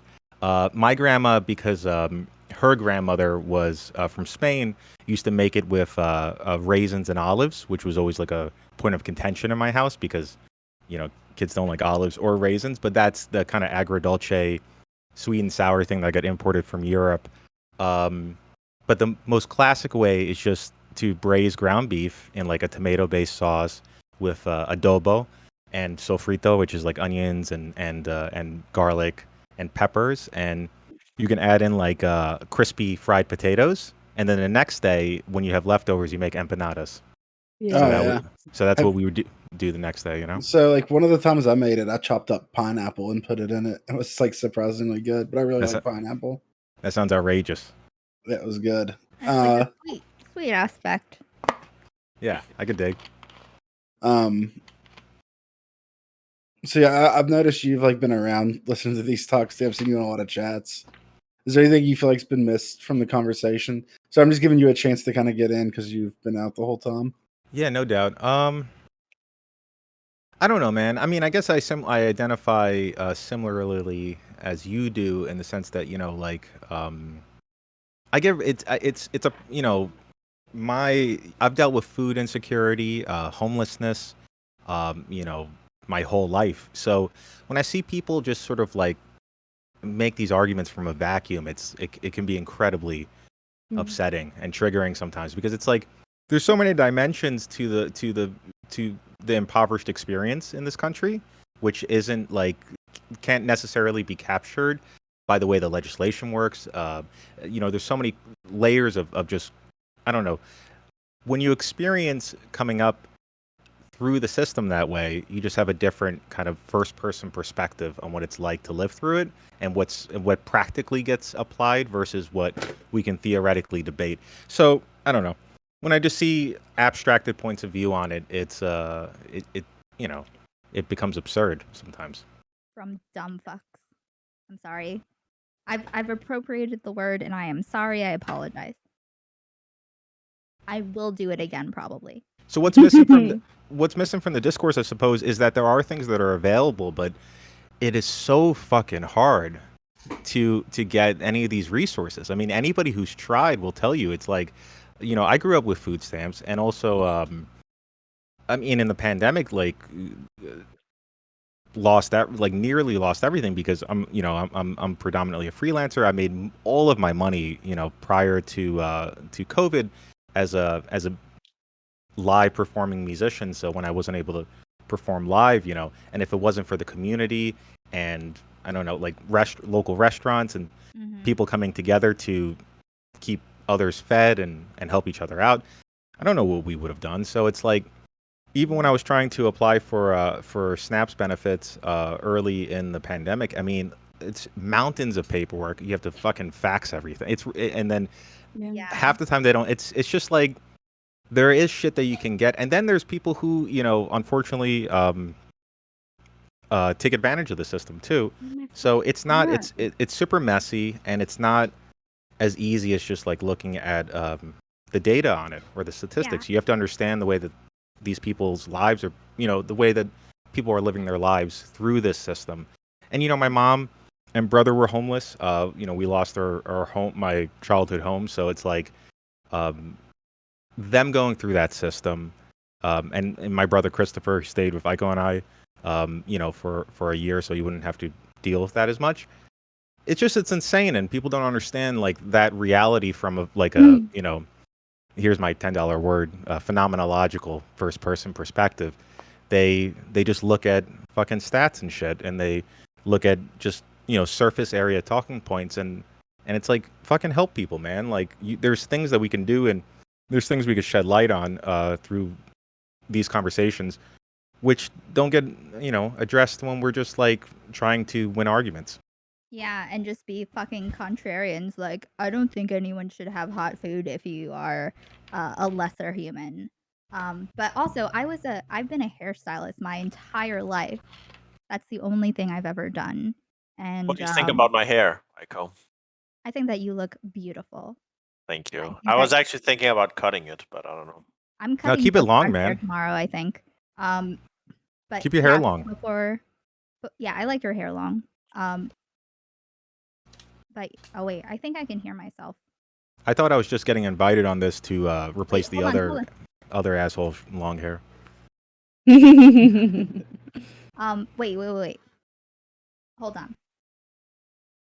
What was I? Fuck. What was I? Friends. Oh, yeah. I I've was a hairstylist. That's the only thing. It's been in the hair industry, like all different versions of positions, but yeah, so that was immediately canceled with COVID, and I had nothing else. Like, I had just started streaming, so at least I had something to do. I didn't make money from it, but when it first started and I was, like, freaking out, my friend from Twitch sent me, like, a giant bag of, like, rice and all this peanut butter, these giant tubs of peanut butter, and that was, like, so much, Yeah. I always keep a that bag of time. rice, a thing of peanut butter, and beans. Always have to. Mm-hmm. I have like a really eclectic job history to try to not be poor. Like, I've been a fucking coal miner, for God's sakes. Like, I've tried very hard and still ended up poor. Luckily, I'm going back into like the career that I love, and I'll be in a better position because of it. But fuck, it's rough. You're the real deal, Freems. Straight up. I feel like sometimes I have a really hard time like recognizing like a lot of other people's poverty stories, because I've never really been like I feel like I've not been poor in the same way that like you other people have been poor, right? Because like I've been poor in the way that like for the first 6 years of my life I lived in a refugee camp where we I feel like literally that's so yes. much further. But in some ways it's further, right? But in other ways I've never been like working poor, right? So I've never been had like a job which didn't earn me a lot of money, which made me poor, and right? So like I've been poor in the way that I like other people, like basically when we were in the refugee camp, like we had food provided for us, which was like the same food, and like that's all you get, right? So I didn't have to like go hungry or like go out to buy food, so whatever. But I didn't have any choice in terms of like what I could eat. And when we got out of there, at first we were on like government assistance programs, but those are pretty good in Denmark, right? So we could like we had decent amounts of money to like buy base necessities and like live in the ghetto, obviously, but like still in like our own apartment and stuff. So I mean, Yeah, it's weird because like I feel like I've been poor, but like I don't feel like I've been poor in the same way that American people have been poor. I was actually going to bring that up too. Do you think, like, I wonder how your life would have been if you would have been a Bosnian refugee in America compared to Denmark? I don't have know if no you'd be idea. alive. Yeah, know like how that would've- it's Well, I and don't it's know supposed what to be the I greatest don't know what country in the the world. I don't know what the Like refugee you like to situation say is that. like in the US, like in terms of like I don't think they give you anything. I think they're I don't like, know. "You I can don't know exist enough. here," but that's like it. I mean, yeah, I don't know what it would have been like back then, but pretty much you're like, "All right, we won't make you leave, but if you wanna survive and figure that shit Yeah. out." Yo, Yeah. Raza with the raid. Thank you, buddy. Yeah, I'm gonna raid into you so I can go feed my cats, and I'll be right back. Okay. Okay. Yeah, buddy. American poverty is a unique thing, I think, yeah, for sure. because for a number of reasons. I mean, one is because it seems so like unnecessary, right? It's like, and the disparity of it, and how low you can get in the American system, it just seems totally absurd. I mean, I haven't experienced like that. I mean, like I've spent time in Cuba, where I mean, obviously Cuba's a communist country, a corrupted communist country, but nonetheless, there is like a bandwidth to how far you can fall through the cracks. You know, like Mm. the poor are essentially somewhat taken care of. But you know, the flip to that is like, you know, I have family in Cuba who are doctors, and it doesn't mean anything. Like the people who do the best in Cuba are the ones who work in the tipping industry, because they could, you know, access to the internal market that accepts like euros and dollars and stuff. But that said, in America, you can really fall deep, man. You can fall from grace real hard, Well, yeah. and So, not like, have recovery. the only reason I'm poor is because I became a drug addict, and I have not been able to bounce back from that. Yeah, that's I've just been able crazy. to bounce back. I've been clean for 4 years, and I'm still poor, and it just feels like so overwhelming to get out of that situation. It's very difficult. Just because I've made a mistake for like 4 years of my life, you know? And if you fall for like, because when I worked in the coal mines, I made great money. When I worked as a body piercer, I made great money. And then boom, it was just all gone. And like I said, it just feels so overwhelming to get out of it. Like, Yeah. Well, that's sort of similar to what happened to my mom, because my mom's a opiate addict, and same. she became addicted through you know, my mom, like, she's not like this angel. She was a party animal, so like, but that said, she got her doctor, who essentially, like, the doctor that got her addicted on opiates, like, he ended up being like losing his license, stuff like that was like a big thing. But yeah, she was this like stereotypical like stat fucking casualty of prescribed opiates in this country, you know. And like the first time I took like an Oxycontin, I was like 14, because they were just in the house, you know. And but through that, you know, like, you know, they ended up, you know, my brother's dad was a piece of shit and left, and the house they ended up losing the house. And yeah, man, it's a cycle, and it's not easy. It's not easy for people to get out of that shit. Yeah, it's very difficult. And like, I will say too, there is I am aware that there's also the added problem of COVID.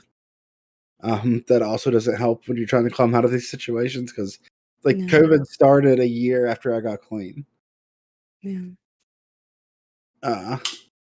Yeah, or- I mean that's yeah, like that's why I say, right, like I'm because on one hand I want to be like, hey, you know, I've been poor. I am poor, right? Like right now, I'm not really I'm not really wealthy. Like and I will still be considered poor in Denmark, and I've been like at the lowest tier that you can be in Denmark, but I still feel like the lowest tier in Denmark is still better than like a lot of people's lives in the U.S. So that's like it. It feels so weird to talk about like being poor. Like I feel like everything is kind of relative.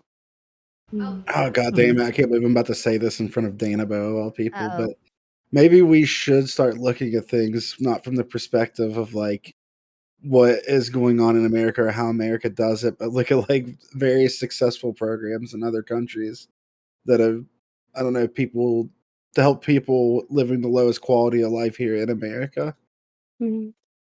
Yeah.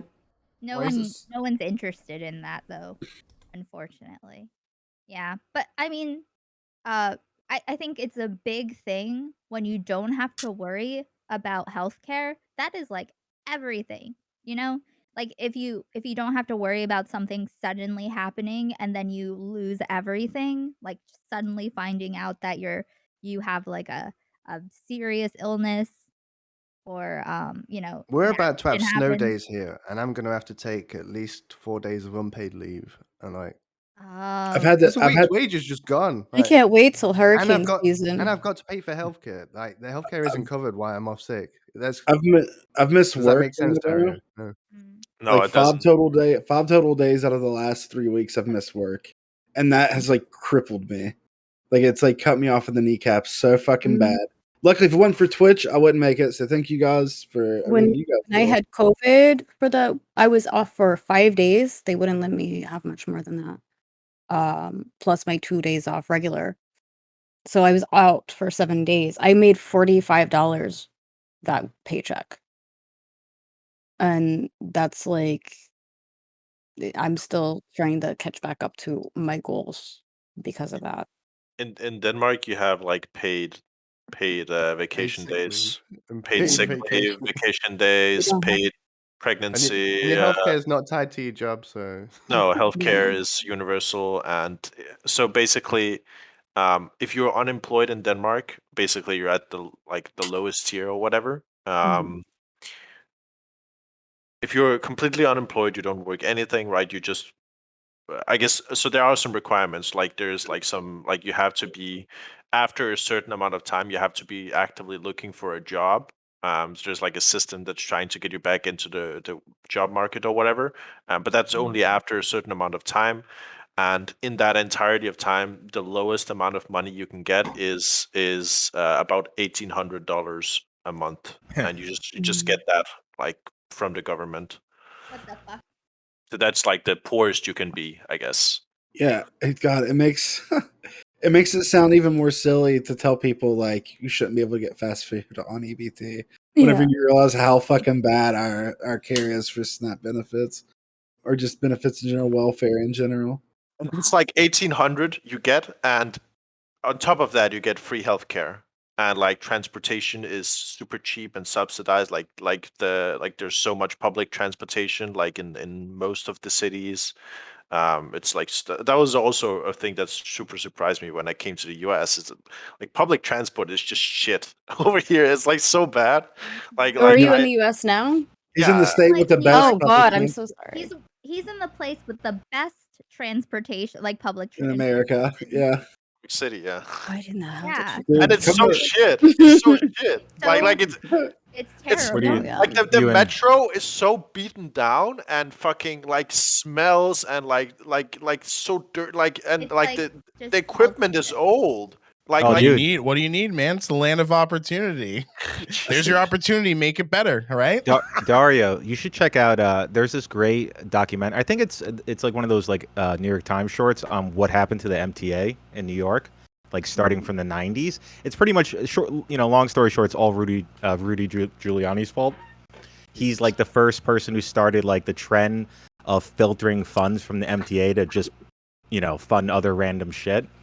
So like some of those trains, man, like the L train in Oh Brooklyn, god. dude, Kids that have shit, yeah. it hasn't been worked on since like '88, man. It's real like bad. I'll tell you, like I was talking to my partner, like when we first came to the US, like the first day, I came to New York City, right? Like I expected, okay, this is New York. This is like the most famous city in the United States, right? And we came to our Airbnb and like walking down the street, getting up to the apartment, seeing like the whole building and everything. I looked to my partners and I said, we just came from Denmark, and I don't feel like I'm in the US. I feel like I'm in Bosnia that's been in a war for like 10 years. Like the buildings are so like some of the buildings are so broken down, like everything looks so old and like Yeah. I don't know, dude. It's insane. Like So it is so fucking true. I can't wait, what areas are you in? so first we moved, so I'm living on Manhattan. Wait, But but Where it like what neighborhood? So we were the first neighborhood we lived in was Hell's Kitchen, Yeah. and that was like looked super poor, Yeah. like It's very expensive, right? Yeah, you were in the bougie part, man. Yeah, Hell's you were Kitchen. literally yeah. Go to Crown Daria, Heights. Daria, Google Kensington, Philadelphia. Yeah, I've heard stories. Just Google Kensington, Philadelphia, and look at the pictures. But I mean, yeah, you talk about the dilapidated condition of buildings. That's another thing, going back to the SNAP and whatnot. That doesn't cover things like the sealable containers for your food, your pantry food. You get pantry weevils, or you get some sort of insects, or you just the damp if you live in a very humid climate that's going to ruin your food, or you have a hurricane or some sort of power outage that you lose your refrigerator and freezer if you're lucky enough to have one. All that food is gone. They're not going to be like, oh darn, your power went out, here's 350 new EBT dollars, you're fucked. Christ, what is this, Reams? What am I looking? It's a poor area in North Philadelphia, and it's like the fact that like that exists. It's not even like it's just right out there in the open. Like everyone can see it happening, right? And then nothing's being done, and then we have people. Oh, I'm getting frustrated now. It's the most. The more I think about the fast food conversation with EBT, I get more mad now when I think about like the shit that we allow, and then we're gonna worry about that. That's what we're gonna worry about. Oh, we're not even talking about things like Not you guys, water not you guys. situations. I'm thinking of don't even get me started on water. You can't drink the water in West Virginia. You can't Hold drink on, the water in Yeah. Arkansas. It's full of Hold on, lead. wait. Yeah. The thing is that the problem is that these are different aspects PJ's of problems, right? That we have in just existing, right? But they're all the same things, but the fact that we've made them into different issues and we vote things like aspect by aspect, it's like someone might be better off in this way and that than that way, when really we should just like make sure that the bare minimum of everything is okay. And since like we'll individually disagree with each other on which thing is more important, and it distracts us from realizing that it's literally just like look around, what is going on. Yeah, but everyone can get out of that situation, right? According to people on Twitch.com, everyone can just pull themselves out of that fucking situation. Yeah, Come unless the it's fuck a on. struggle This they is had. If it's a struggle they had, then that's a real problem. Yeah. like I've been pretty low, and I've talked about my own poverty, but I haven't been. There's people like in America that are doing like way worse than me, and I feel like it's hard enough for me to climb out of my situation. I couldn't imagine being in an even worse situation. Yeah. And then like people are like want to talk about how like they can just pull themselves out of that situation. America, land of opportunity. Like come the fuck on. That's exactly the thing. That's why like if you've been listening to reasonable humans talk, I mean, I'm not saying I'm reasonable, but anyone that's been watching this right now and seeing people have an actual conversation about things through the lens of, hey, we actually want something good to happen versus some fucking bullshit meme on Twitter from people who don't give a fuck and they're just like mad about something and they want attention, like Doomer Media, and I don't know whoever the fuck's being an asshole. This is the difference. I'm just saying, remember, there can be standards. There we can be like, "Hey, that's the shit show." We can still do a shit show, but don't like take that seriously because also they're quote unquote like lefties. And so they're either not on the same side as you or they're just lying for clout, and that's fucking lame. What use are you? You are literally useless if you will be a shitter and promote like shit takes when you don't even care. So fuck mind waves. Also, No, I don't want to say that either. I don't want to say like fuck these people, because up until now, You even don't have I've like realized how ridiculous, like, even the way that I approach the situation isn't even thinking about people who are even poorer than me. Like, I've fallen into that trap as well, to where I didn't even take the conversation to that level because I didn't even think of it.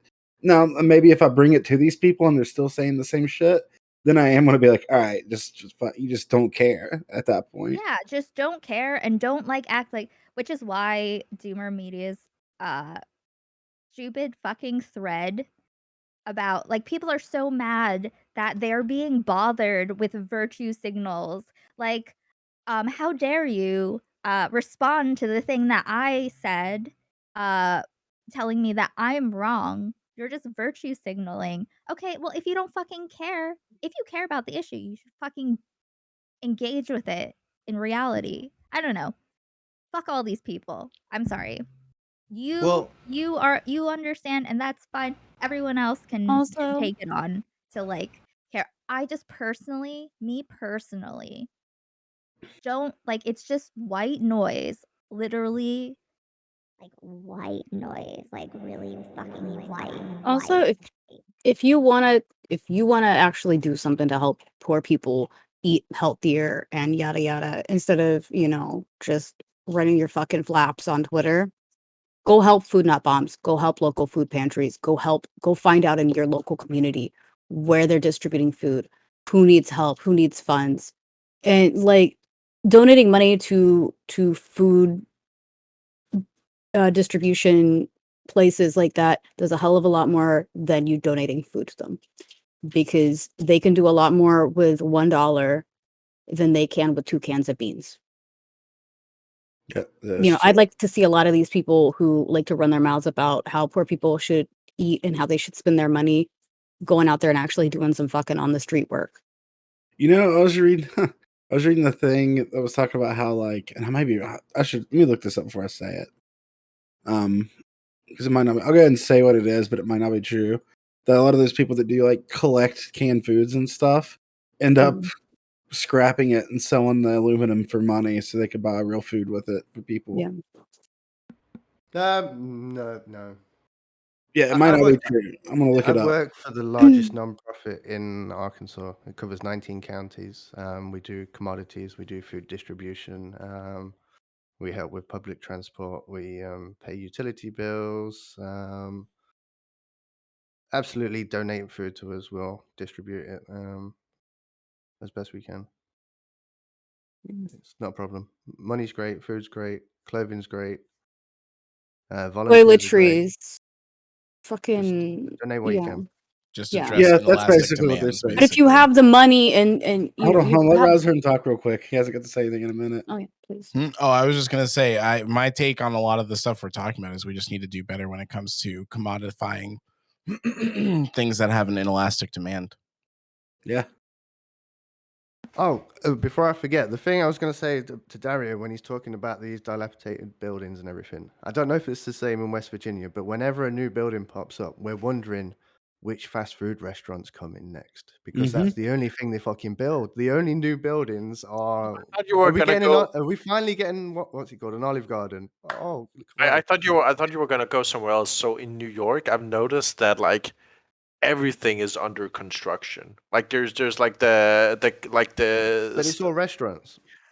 Yeah, but literally, like feel like 80% of the buildings have like some sort of construction thing going on them. Like they have like the things, I don't know what it's called in English. Scaffolding.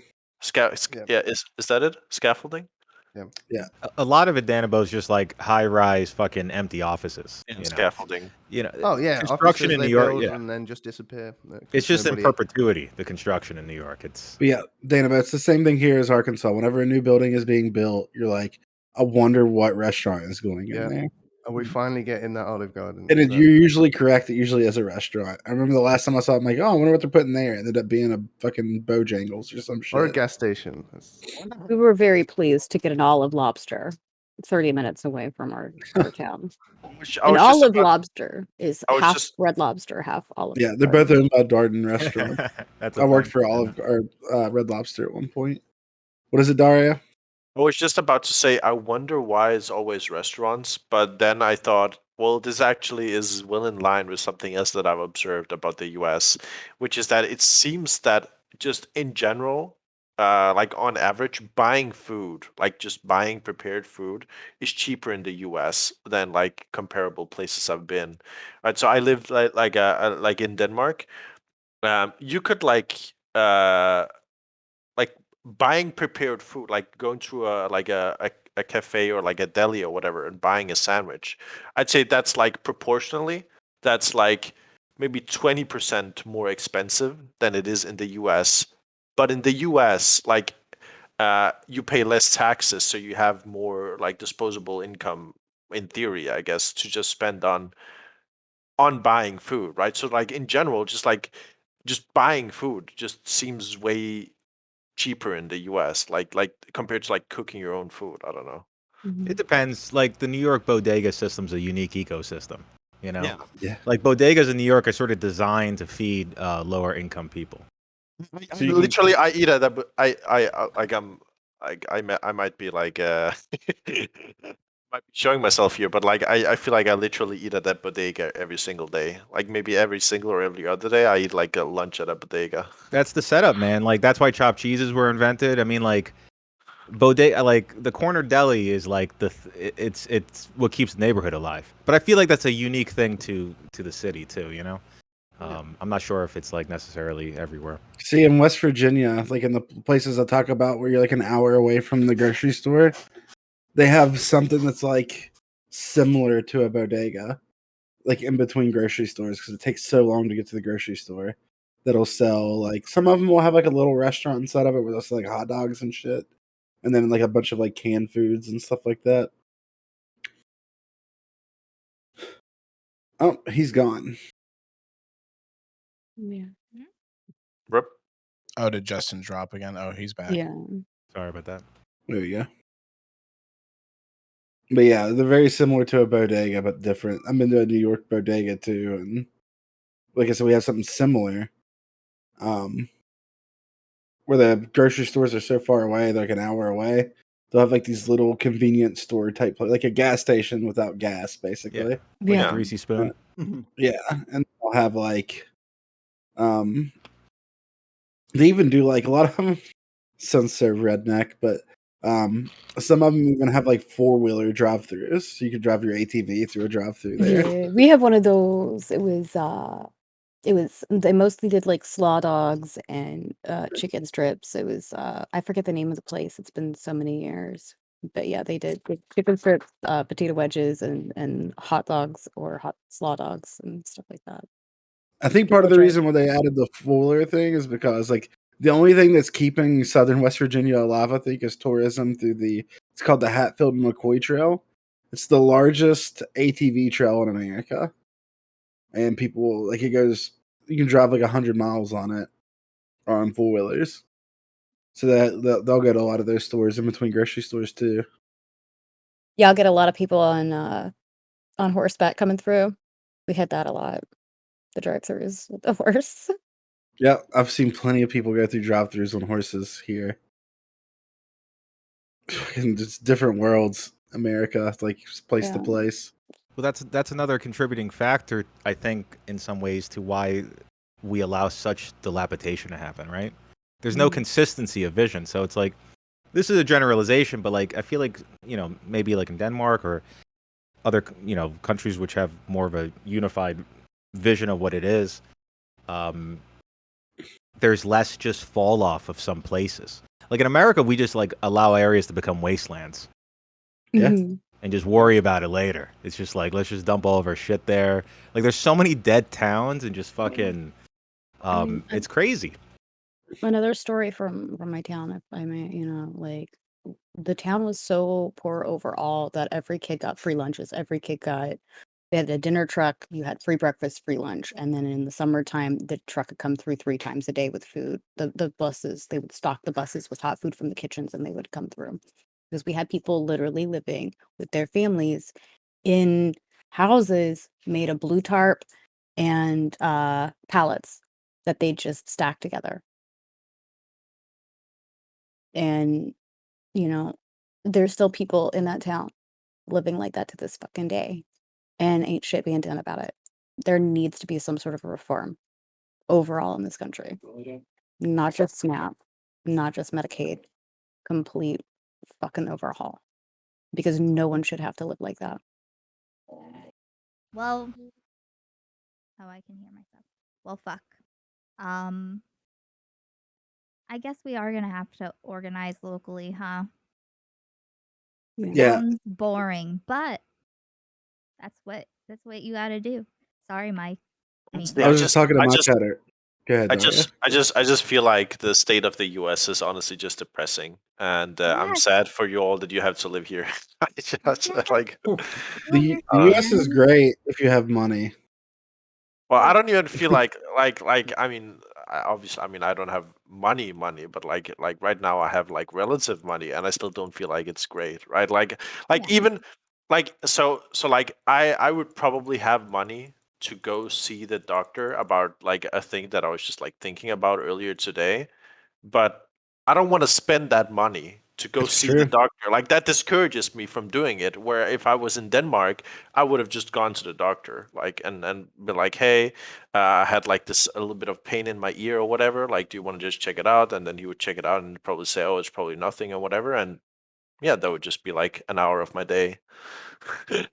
Yeah, dude. Here, I'll share a personal story that Aiko brought it up earlier. So I'm a type 1 diabetic. So type 1 diabetes is another name for it is juvenile diabetes. So up until a few years ago, people didn't get type 1 diabetes above the age of like 6, 7, 8, 9, 10 the max, right? It was something that kids got. Type 2 diabetes is something that's self-inflicted by poor diet, etc., right? So that's the distinction.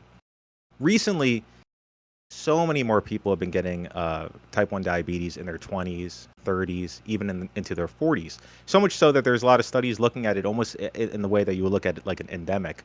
It's something that's part because it's not necessarily hereditary. It's part environmental. And it makes sense, if you expose a and it's specifically North American too. This is not something that's like that you see around the world, right? We see type 2 diabetes in like South America and stuff like that, but not type 1 as much.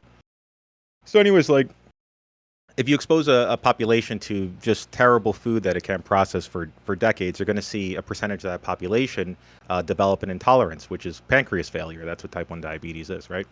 So when I was 23 and just starting grad school, I got super sick. I wasn't insured. This was like pre the Affordable Care Act years, the Obama era years. So I was getting super sick, and I just thought I was like massively stressed out, as everyone in philosophy grad school is, not sleeping, drinking tons of coffee, doing drugs too. So I was just getting sicker and sicker, and I never went to I didn't have like a doctor or anything like that. It just wasn't a thing that we did. So one day I woke up, was feeling really woozy, passed out. I woke up in the hospital. I went into like a temporary coma because my blood sugar was so high, and it was like escalating for like the past month, just nonstop because it was unregulated. Was getting treated, doctor comes in, they have me stabilized. They start talking about my options. I don't have insurance. All that shit drops out. They send in like a social worker. And then it took years, for me to, the first couple of years, like after that, I was buying insulin off Craigslist because it was cheaper to buy from other people who had an excess of insulin than to buy. You can go to Canada and go to their approximation of a CVS and buy a box of insulin pens for like $60-$70. In the States, without insurance, it's $380, $400, right? And this is fucking medicine that was developed in the 70s, dude. I'm not talking about like insulin pumps or like the newest shit, or like the thing that Aiko talked about, the Dexcom, the continuous glucose monitoring system that I just got approved for, which I only got approved for because of COVID and because of my Medicaid went over the year that it usually would, and they had enough statistical data to submit to the drug company and get me approved for it.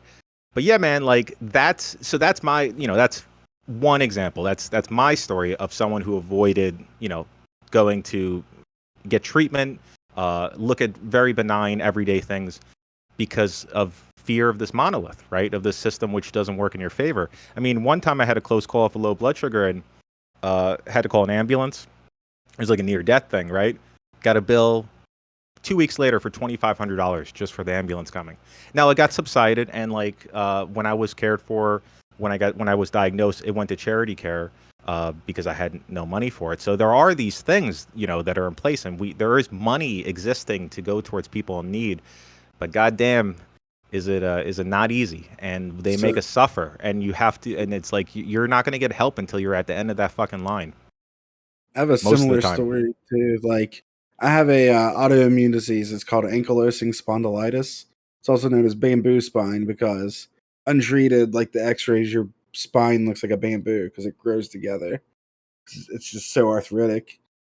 And I went undiagnosed for so long that I have like permanent. Like, this is as far high as I can lift my neck now. My neck won't go any higher than that. I can't look up because I wasn't able to go to a doctor.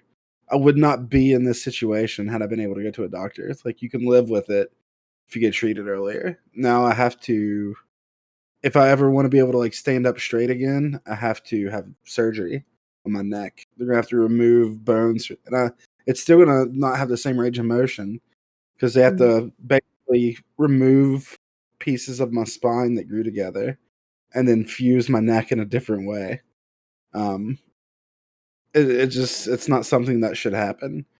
I'm sorry to hear that, man. It sucks. That's crazy. Yeah, it's brutal. Like people who have seen me and are like, you can ask like the Orb Lady or Lumi or Tori News, like I can't stand up straight. Like I'm kind of like curved over a little bit. I mean, Aiko and Justin and Dario, all three will probably see me soon enough.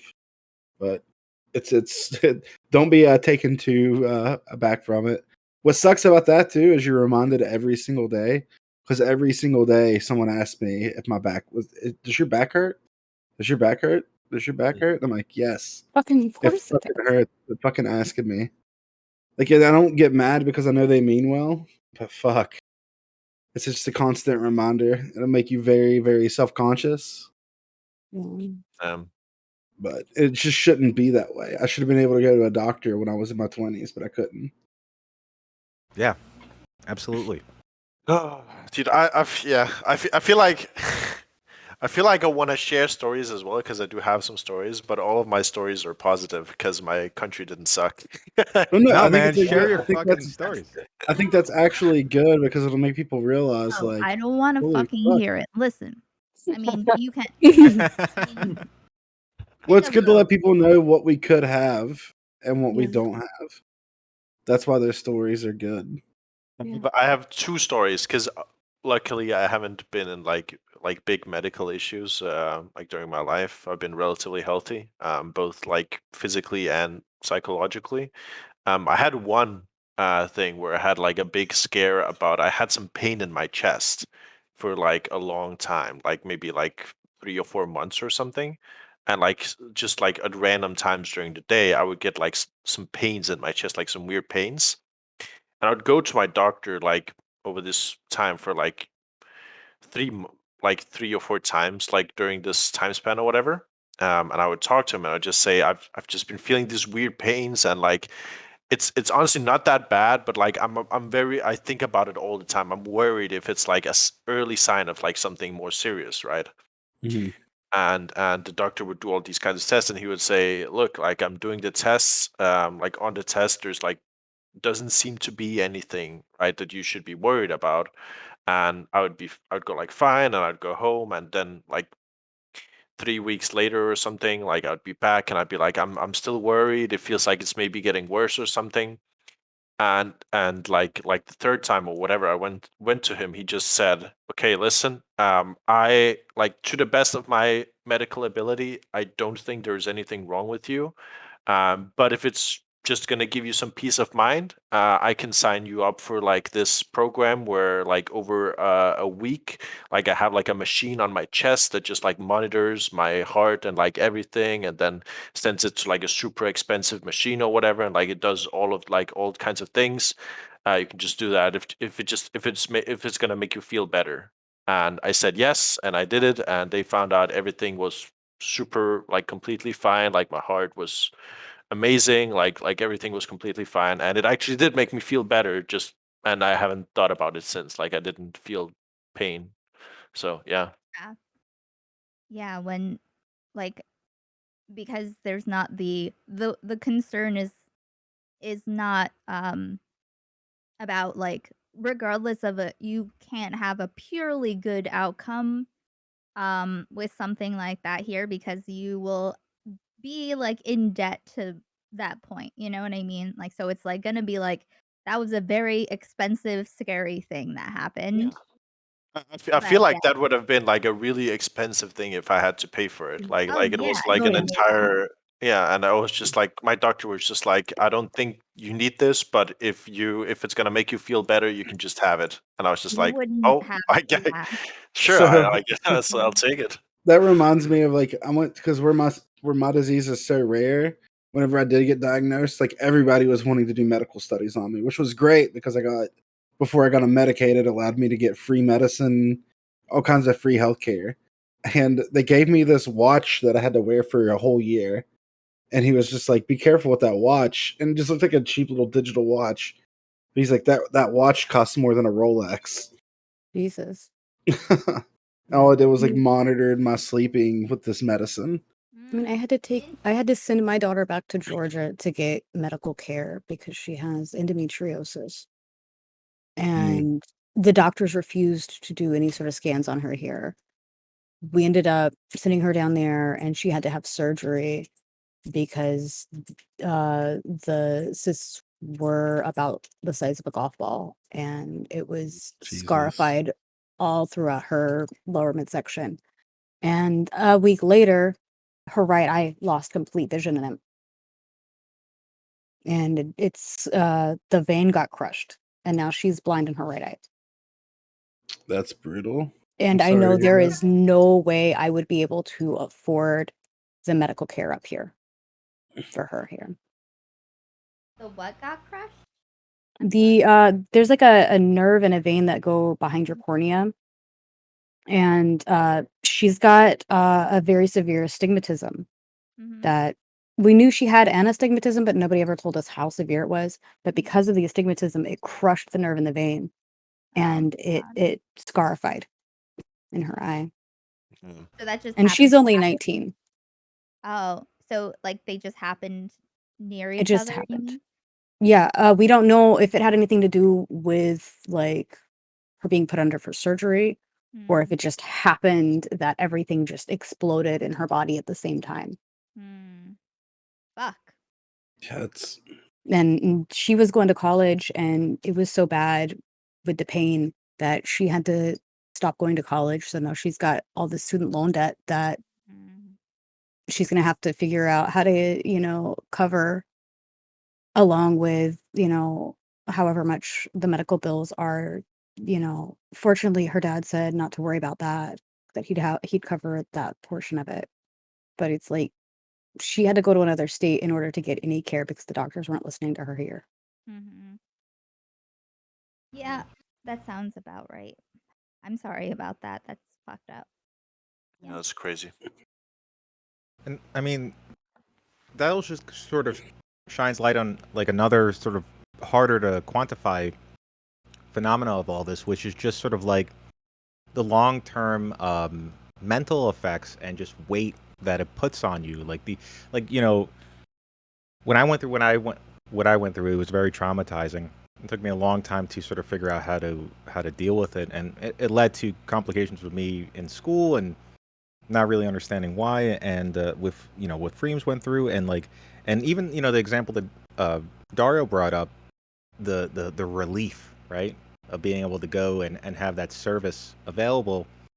It improves your and the way that improves your quality of life, it's not quantifiable. It's just like this sort of thing, the way it weighs on people and the way it has continuous effects on just well-being and fucking yeah, dude, it's awful. It's awful. I'm sorry to hear that. And yeah, that shit sucks. It's real, and it's like we have to and then we just try to figure out ways to fucking deal with it and like move on, you know? Yeah, when you because when you are at, like, a certain level of low, you have problems in every aspect, you know what I mean? Like, if you have a health problem, if you have, like, if you're particular, like that'll just make you poor, and then you'll probably be hungry and whatever. So it's like all the basic needs are what's really keeping us down, but also no one agrees with we treat them all separately. Like I said before, since we treat all of those things separately, we don't look at it as a whole, and we talk about it in the form of our own individual, uh, uh, like what benefits us separately, and so it just keeps us divided. And I think we have to move past like just actually debating whether or not people ought to have things. Like, there's no reason why it's like, okay, you gotta like a little more. Like, if it's more expensive, fucking figure it out. It's too late. You already said all people are equal, unless you want to take it back. You know, Well, it's like yeah, a I get that. I will say that, like, the conversations I have with people on Twitch compared with the conversations I have with people in person are significantly different. But I do think I need to do better at, like, anytime this shit gets brought up, just throw all of this in their face and be yeah. like, you like look at like the whole picture instead of like super hyper focusing on this one thing that is like so insignificant, and it literally just makes people who are having a hard time have a harder time. Yeah, man, this is why healthcare should be a fucking right. It prevents you from being lack of healthcare in a world that is already like intrinsically not safe and attacking you all the time. Prevents you from being a whole fucking person. It prevents you from, actualizing yourself and actually having the type of autonomy that allows you to be, the thing that we ought to be able to be in a fucking society. It's ridiculous. What do you think, Rhizome? I mean, so I think when it comes to Twitch, people are just sort of removed from what happens because it takes a certain amount of access to resources to be able to stream in the first place. And you're more likely going to find people who are young, are probably just learning about these kinds of things. Like, I am somebody who went through a lot of like struggles due to like having a low income household, or like being from a low income household, having a mom who's like behind on rent all the time. Like, we don't know if we're going to get evicted or stuff, but like, compared to what other people have to go through, like, I had to do a lot of learning and listening. And I think that, like, while, yeah, they kind of get focused on issues that maybe they care about more than, like, play out in reality, and like maybe there's more serious things to talk about, I think the approach that you guys are talking about applying, of just like providing that perspective, is what's needed. And like, probably more often than not, what they're trying to seek on Twitch without realizing it, but they're really here for the blood sports of it all a lot of the time. Yeah, Yeah. I think it's like there should be, and I mean, I'm not very this kind of used to be why I would go on panels anyway, but I was just there to be like, no, you there who are saying, before there were active race realists like out and about, I would just be like, hey, like, you're saying something and that's fucked up. And you're trying to sneak this dog whistle over here, because it's like, I don't know. It used to be that, there would be, like, one marginalized person or just a couple on a panel of, like, however many people that were just talking about it the way we talk about it, and then it would just end up in an awkward, like, "Oh, shit. I can't even, like I can't do anything." But it was still more of a surprise, so I don't know. I guess what I'm trying to say is I tried to be the reasonable person until it got too unreasonable. Um, but I think that all we should I don't know. No one listens to me, so all of you should go and go on panels and be the reasonable person. And some of you aren't, you Yeah, know? I mean, that's kind of it. I think like there's sort of like people's interests are at odds on Twitch, where they want to have good discussion, but a lot of times like their like need to double down on shit and like unwillingness to listen to others like forces them into a position where they're just not taking anything in. Yeah. And I think they need like the right buy-in to have those sorts of conversations. And like a lot of times, just a little bit of like just a little bit of like coming down to their level, I think works in that way. Mhm. And also even maybe just engaging in some of like the back and forth blood sportsy type shit will like help people to like come across. I don't know. I think Oh, no, having the absolutely. discussions is better than not, even if people are really annoying, don't understand very basic points like most of the time. Like we have to say the same shit. I was talking with Queen Alexa in my chat earlier tonight about how like literally just as like a trans woman, she has to justify her existence on the platform daily, Yeah. you know, Yeah. like just by being trans. So like I like that kind of stuff really, really sucks. The more it happens though, and the more we talk about it, the less that's something that we're putting on to other people to represent themselves, and like we as content creators can kind of like have that like take that pressure away from people. Yeah, that's kind of yeah, once people knew that that was a thing, the way panels were going to be. I mean, there were a bunch of things that happened all at the same time, but that's why I brought Justin here despite him not being a streamer. I'm like, you got to help me cuz I'm not a speaker. I'm more of a writer and also like, I don't know. I'm He just an has innocent been bystander. well, he also I Have don't no know, he knows invested things. interest. He knows things that I don't know, and I think that there needs to just be more like grass touchers that know things. So I'm really glad that there are new people like Rhizome coming in that has Certified grass toucher. yeah. Certified grass toucher who can bring it down to the level of a basement dweller. Oh, yes. Because also I think that it's important to remember that we all have to just do whatever we think is best with what's in front of us and Yeah. do the work that we choose and invest time into people that we think are worth investing in, and not everyone has to do that. There should be a person that will communicate with that will reach out to the basement dwellers, right? And then there should also be someone like when I would go on panels and I'd just be like, no, I think you're just mad and you're white. So, back in the days before people were mad about being white because they didn't realize that they were, you know, just chilling out in their whiteness and yeah, even just saying the word white would make people so like upset and angry even before like the C slur. Yeah, what about Horror. Krat? And I'm just kidding. Listen, Sorry. but yeah, Yeah. I'm glad that there are more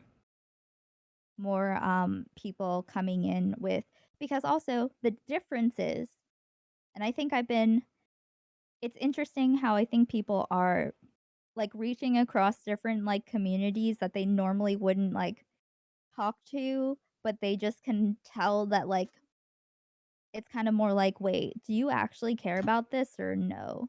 And then you kind of like move towards, or at least I've noticed like people like that. I only care if someone cares about something. You know what I mean? Like if you have the capacity for empathy, then we can do something with that. If you don't care and you're just talking, then you know, you're one of the people that needs to like have their bubble popped as much as any like chud. So Yeah, no, I think you're right. I think this conversation has helped me think about some things too. The way I've been approaching conversations. I feel like I've had some good ones lately, but I need to remember how bad it actually is when gauging it next to another subject. well, I mean, it depends. Well, I think for me, 2022 is all peace and love and nuance, except for people who are being like active shitheads. Um, Yeah. but I don't need to agree with anyone. I don't want to change anyone's mind. I just want people to be like accurate with their takes and not like not I don't know. I just want everyone to be like say your take out loud. Don't fuck around. It bothers me. It's I mean, not just because it bothers me, but Don't fuck around. It wastes everyone's time. And it creates like a false reality. I just My realized how late it was. I'm gonna give people a Yeah, chance to it's leave if they need to. yeah. Yeah, I gotta get up tomorrow to go to work, so I'll Let's say- probably be hopping out.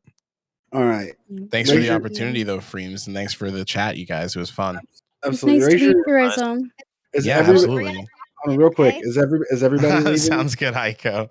The notorious Sounds chat like- we will always have. You will. Hold I on, real believe quick, it. real quick. Is everybody leaving? I'm Or is anyone waiting. staying? How about that?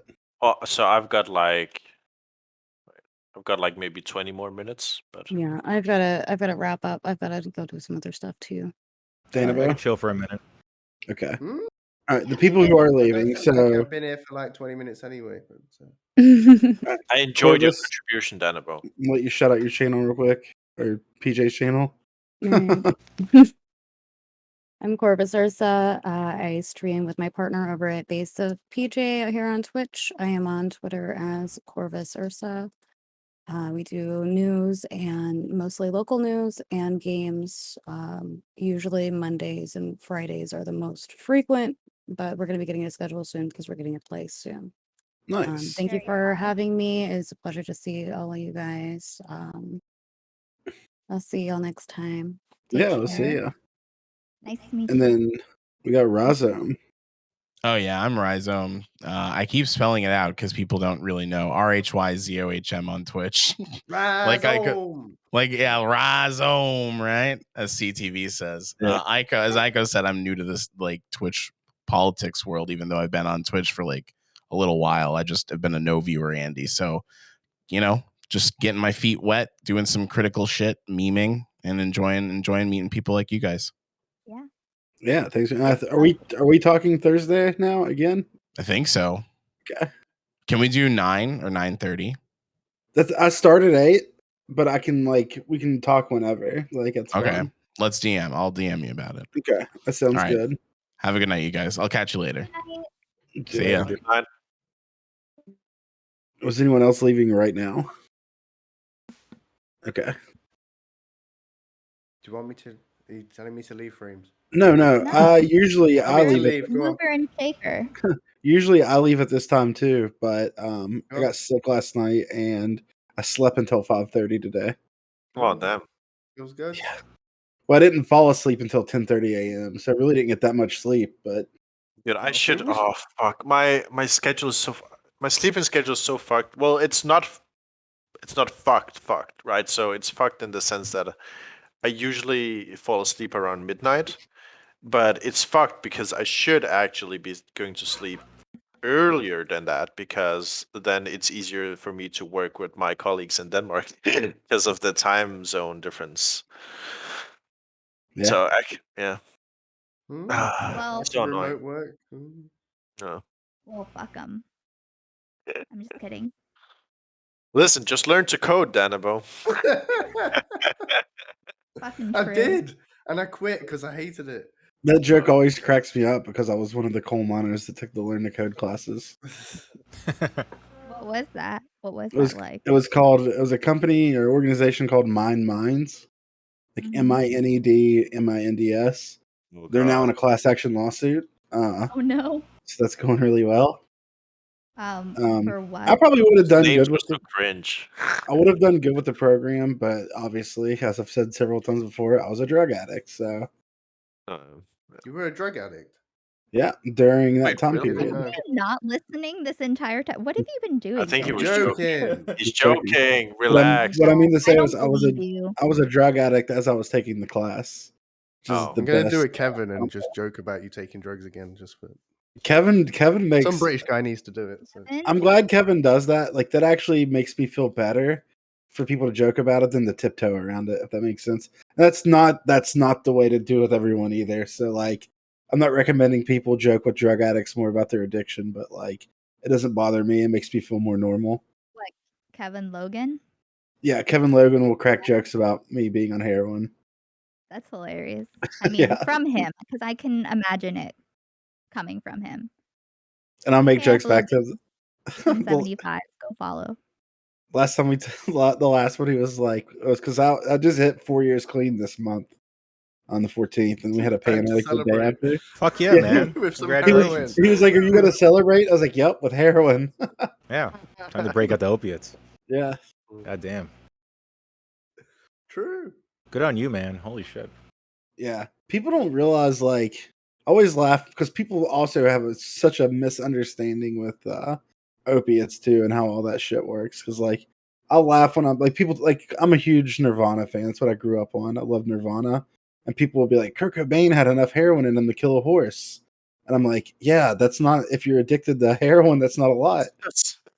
Like, your average person, like, Oh, if you have a true. toothache, yeah.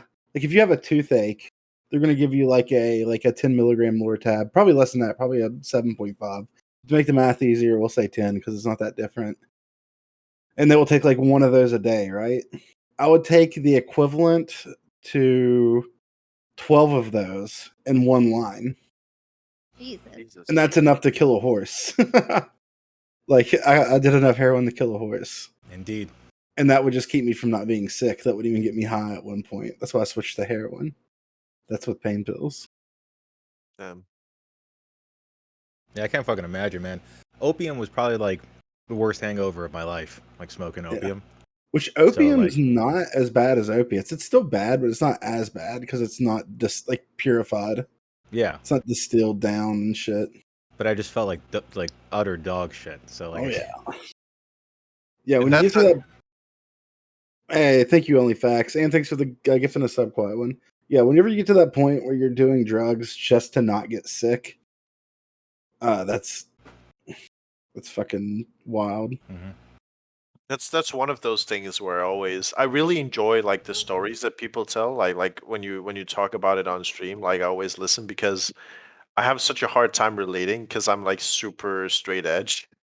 like in every like I've never even smoked a cigarette. do you have a straight edge tattoo like Ico? No. Oh, you should get one. Brandish it to the world.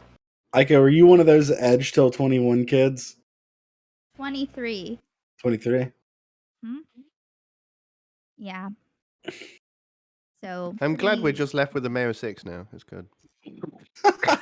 What? Yeah, that shit's so wild. I did everything like before 23.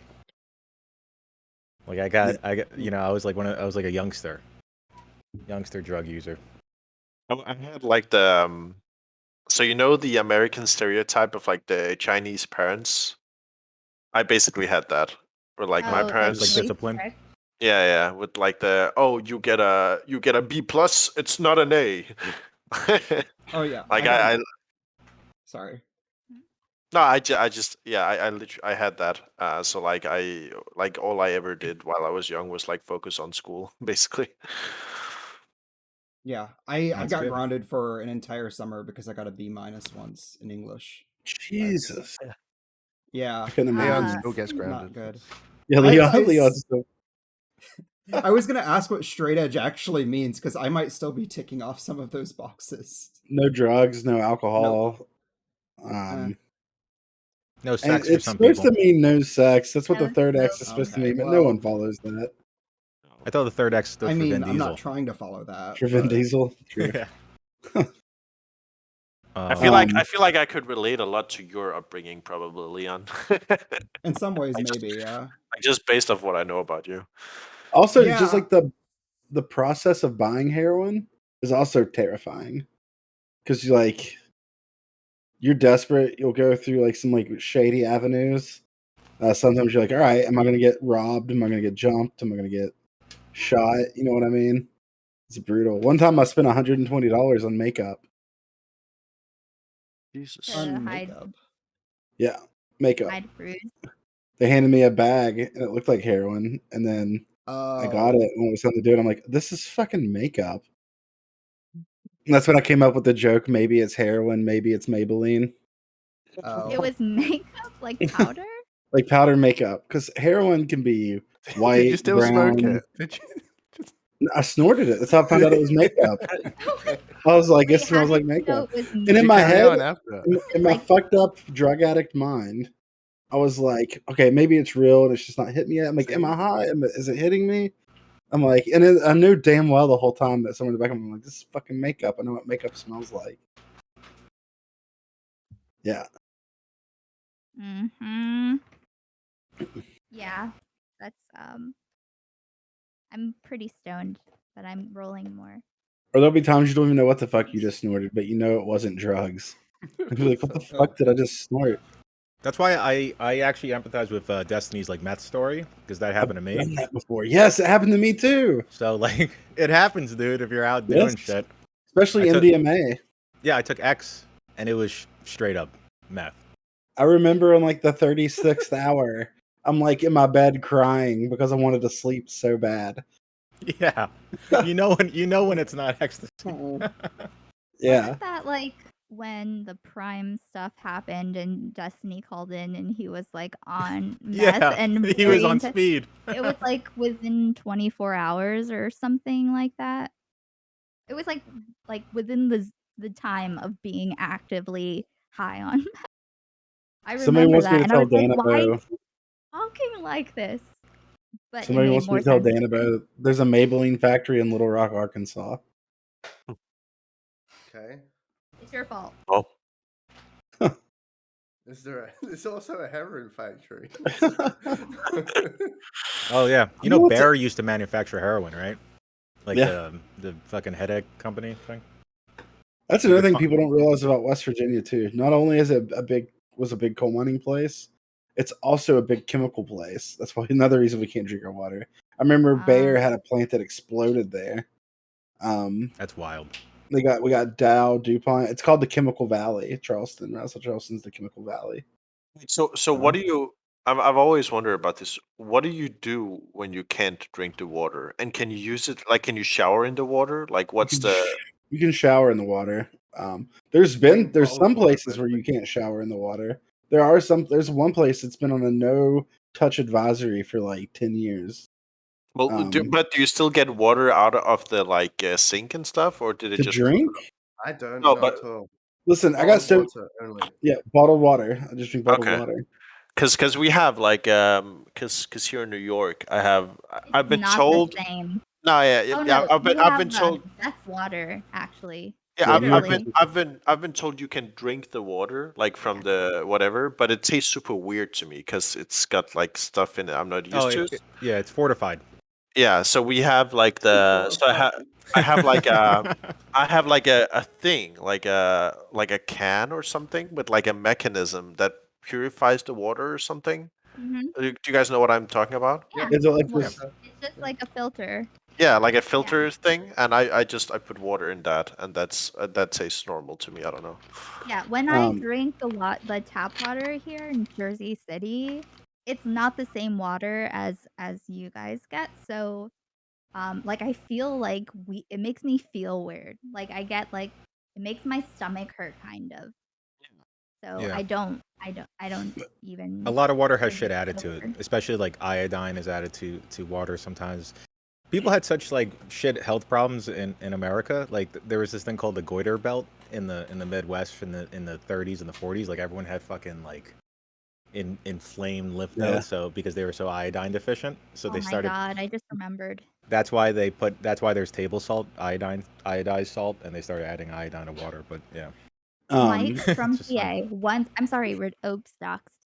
Once told us something. He brought that that information up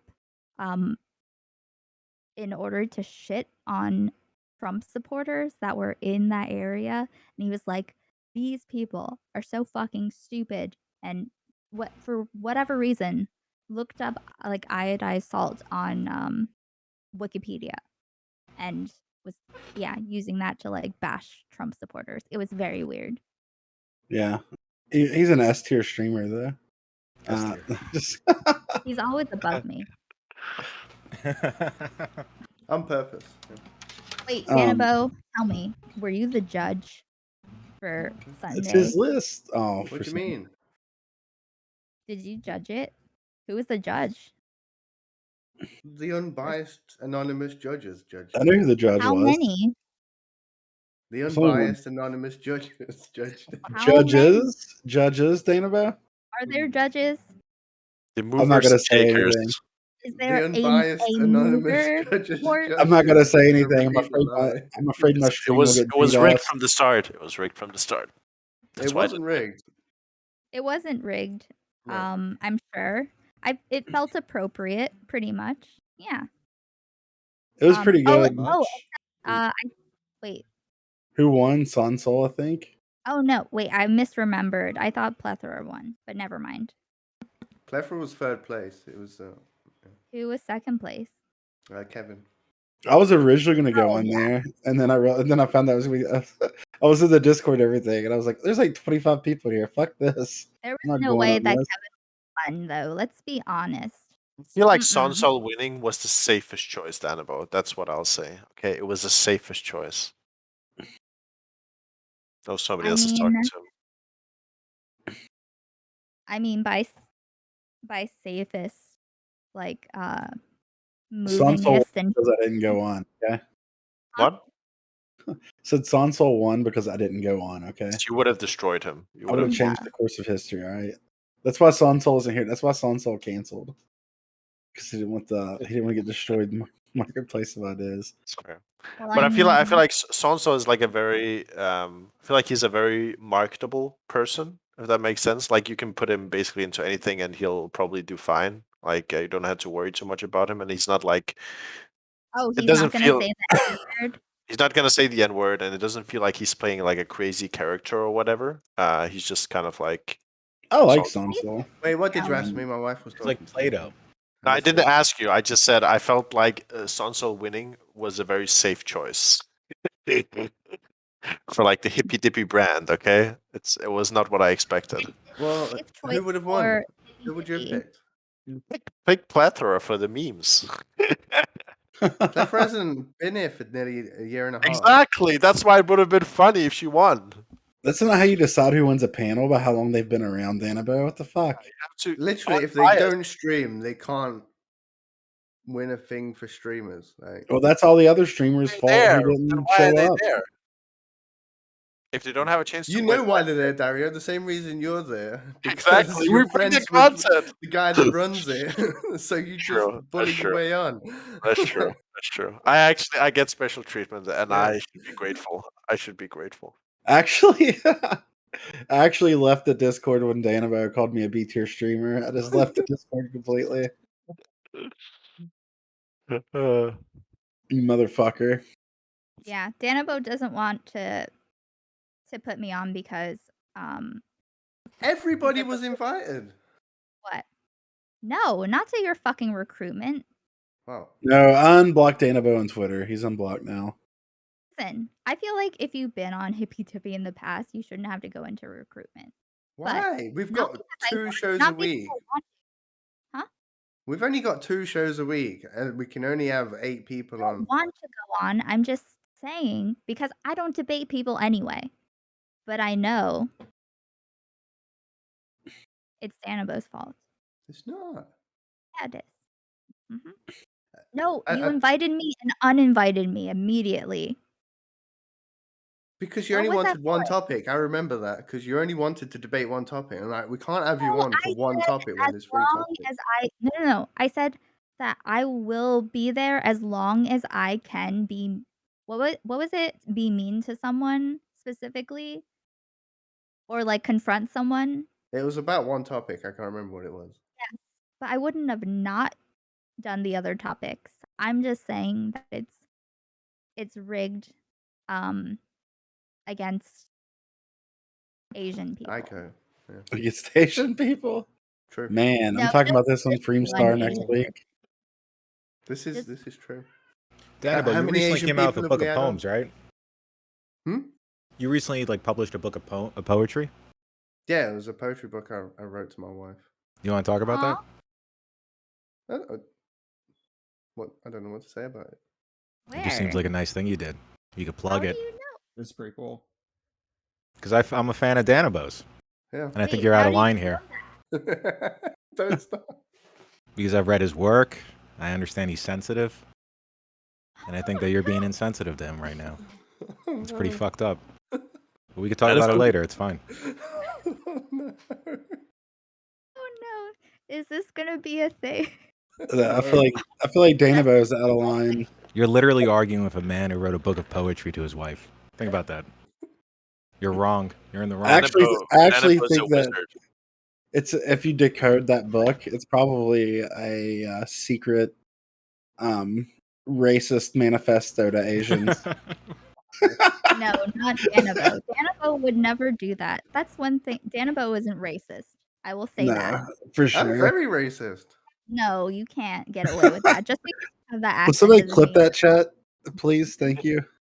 The thing is I understand racism and I understand everyone's racist, so it makes me less racist. yes, Cool. you behave in a less racist way because you care about, there being a little bit less racism. Every instance of racism that could have been avoided is valuable. I'm just saying. Is that why you don't want Asians on panels because you understand that you're racist? Yep. I'm sorry. Yeah, memeing Or too that hard right now. I think. Jeez. Sorry, I just want a new race. Leon. Yeah, Sorry, Leon. take is on. No, it's the Um, same way where people have stereotypes about Southerners in the US. I understand that these stereotypes exist. I understand that's in my head, so I need to There's the clip, recognize that Dana. and If you not want it ignore it. if you want it for chimp clips of you saying I am racist, Oh, I have it's stuff there to for say. you. As long as you clipped it, it will be on the bot download. That's fine. Can Okay, I cool. can I just tag you, or do you automatically see all the clips? Because there are definitely more clips than you see. Sourcing support wrote an extension for me that downloads clips from every channel. So I All of just the download clips? every clip. Yeah. Oh, okay. Well then, That's fine. pretty nifty. Yeah. So now Aiko's I have a upset lot that of there's some related clips that she ones. felt like should have been on there. There were only 3 ICO clips last week. I don't know. I don't know if it's missing a day because I only put it on 7 days and it's like missing Oh, you a might have missed Saturday. it. I just might plugged have your poetry in chat, Danabo. How do you know where my book is? That's kind of. You put it out there. What are you talking about? I don't know. Damn, I want the hardcover. This is a tweet from Danabo. As this thing grows, it takes longer and longer to compile. Want to help support me putting this together every month? Buy my poetry collection on Amazon. Amazon link. There you go. What'd you quit writing poetry for in 2014? What? Just quit. You don't want people to read your poetry? Because I got married at 1. I gotta okay. go, everybody. I'm sorry. There's I'm sorry. Daria. Hi, Daria. See you. Everyone go Nice meeting you. Twitter.com/Daria Rahim. If I buy a copy of it and then mail it to you, you autograph it and mail it back to me. I've still got Dylan's copy here. Yeah, we got to incentivize that. We have to have people buy it, send it to you, get an autograph. Talk about your poetry. I don't. Let me just tell. It's very personal. Why'd you publish it? It's not that personal. How do you Because it was know about it? time. It's been there. It's been sat there Good for you. I years. understand how that could be. But good for you, man. I'm not joking on you. I just, I think that's. Wait, should I not show it? I don't know what. I don't know. I never heard of this before. Oh, I did write a poem about Asians in here. Oh, can you read it? the back of it's funny. There's like a little thing. I actually thought it was pretty funny. Oh, the poem on the back. Find Yeah. this. Oh, wait, you can't read it. I can't. Green screens. It's called "There Are No Jews in Botswana." Okay. Here, I'll read it. I'll do a dramatic reading. Okay. There are no Jews in Botswana. Wash delicates at 45 degrees. Separate the whites. Colors run at this angle. I am a red sock. What? Is that real? Yeah, it's real. It's real like stream of consciousness. It gives me kind of like Wait, but what? William Burroughs vibes. This doesn't seem like a real thing. I feel Did I like s- I'm dreaming. Wait, did I zone out? Are we still talking about Danabo's poetry? Yeah, we are. Yeah. We looked at. He just this, read one of the poems. That he That is my poem about Asians. Are you ready? Okay. Oh, It's I called thought that was a Tangy poem to your Stop. wife. Yeah, it is. This is a book of poetry to my wife. Is your wife Asian? No. Okay. Well, she's I'm probably confused. Okay. she's one of those Americans that she's from everywhere. Like she'll tell me one day she's Spanish, she's Italian, she's Native American, she's Dutch, never English, because no Americans are from England. True. Right, so It's it's a- called it's a tangy spectrum. sauce. Yeah. I offered you an all-you-can-eat chance to sample the finest, explosively spiced salmon on the fluffiest of rice, and held chopsticks to my mouth. I am fat and Asian. What? Called tangy sauce. Wait, I you can't can't see it. Wait, are you Asian, The Danabo? green screen is. No, it's a poem. What? Danabo's on a racial spectrum, so you can. I just wondered what it had to do with guess your. it's- Never Everything's on mind. the spectrum. You want me to decode the poem for you live? I want to know why So you're. I offered you an all-you-can-eat chance to sample the finest, explosively spiced salmon on the fluffiest of rice, and held chopsticks to my mouth. I am fat and Asian. But like, I don't understand why that's constructed in that. Is it a riddle? Like backwards? No, it's poetry. What is this comment? It's kind of like All right, I'll read another one from that series. It's called 6 to 8. Aiko needs the spark notes on it. She needs the this- Wikipedia page on these poems. This one's called A Prediction. My horoscope for this year says, I will be working much harder and have major victories and frustrating losses. And out of the blue, relationships. My husband does not agree. You had a husband? What? I like that ending. I wasn't expecting that. I'm kidding. are these like inside memes? No. Why is this to your wife though? Is it just because of what? What is this? I can't see anything. I can't Oh. see any of it. No. it's his Wait, the I cover can of do it. that. So this is called 6 to 8. This is just a few like shape poems. I don't know if I don't want to give you technical terms. But What? they start Yeah, if off you want more, you have to buy the book. they start Okay, off I will. they start off with like just a normal sentence, and it'll end with a twist on every single one. So the last one was about Lurkus, I'm gonna write that in his the Amazon husband cheating. reviews. It says no ROMs, shitty meter, bad jokes. I mean, they're all full of meter, and yeah, like there's a whole bunch of sonnets in it. But yeah, I don't like rhyming poetry. No, that's fine. I think it's cheap. I shouldn't be cracking jokes at it because it's something that you did that I couldn't do. Yeah, man, bravo. I'm buying Yeah, it right now. My I'm favorite going- poem I'm is. gonna buy it when I'm not poor. Yeah, how much is Can it? I buy it with EBT? It's probably more nutritious than a McDonald's. So it's a fake book. It's not. My favorite poem is "The Only Emperor is the Emperor of Ice Cream." Read it. Wallace Stevens. It's a short poem. It's about the futility of life, transient nature of it. The only emperor is the emperor of that which is sweet and decadent, but ultimately will melt away. Ice cream. I just ordered a paperback that will arrive on Friday. Uh-oh. I'm gonna get critiques live on stream. Should I? It's, I Oh, will. it's gonna be the most confusing thing to read stoned. I can't imagine. Wait, can we like have a wait? No, we should It might We should get people actually to make more review. sense, though. We could get together. a poetry No, night. I'll have you on, and I'll read. I'll do a dramatic reading. Like with my voice mod, you know?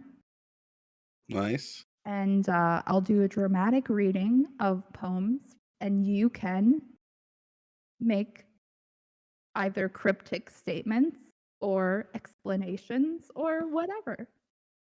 I don't really like explaining them. Yeah. Or I don't know, you can just be cryptic. Yeah. Okay. You don't have to explain them. I'll Just get it. explain them through TTS with the David Attenborough voice that you can get now.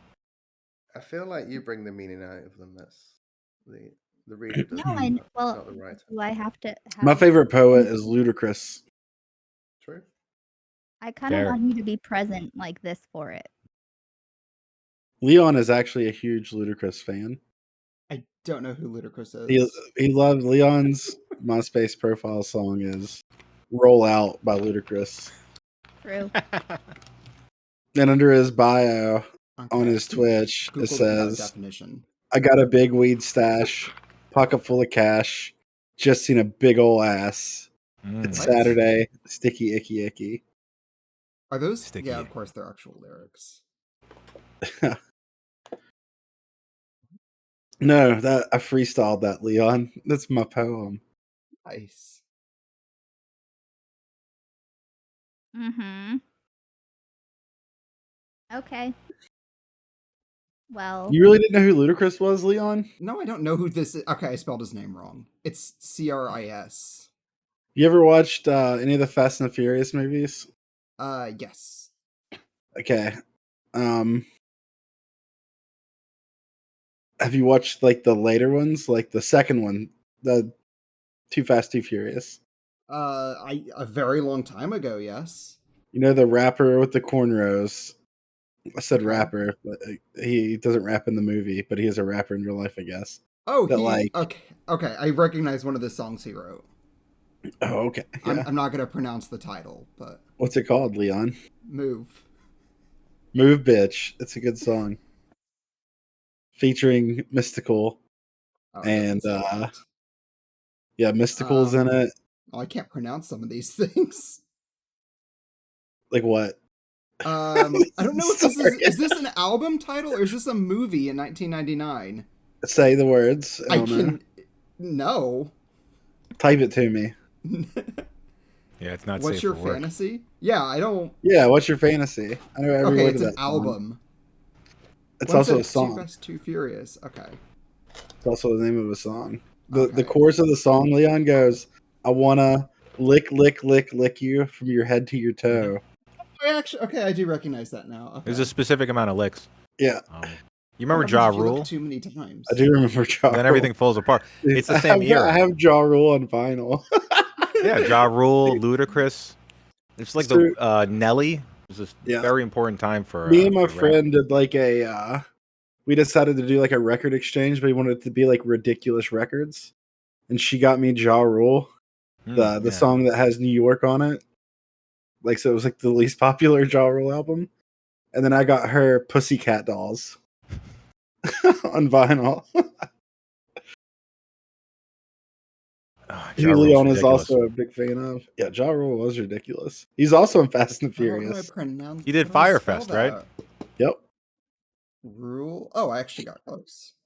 And Ja Rule. Yes. He wrote limericks.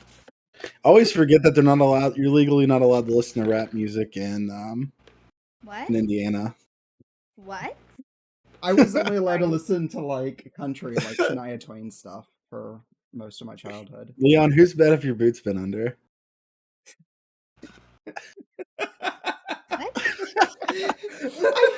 Now that I'm older, I, I can realize make- that. That I can never- make Ja Rule references and I can make Shania Twain references, okay?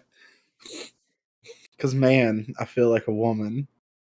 Do do do do do do do. Let's go, girls. Wait, did you? Okay, was this the book thing just something that Justin randomly dredged up?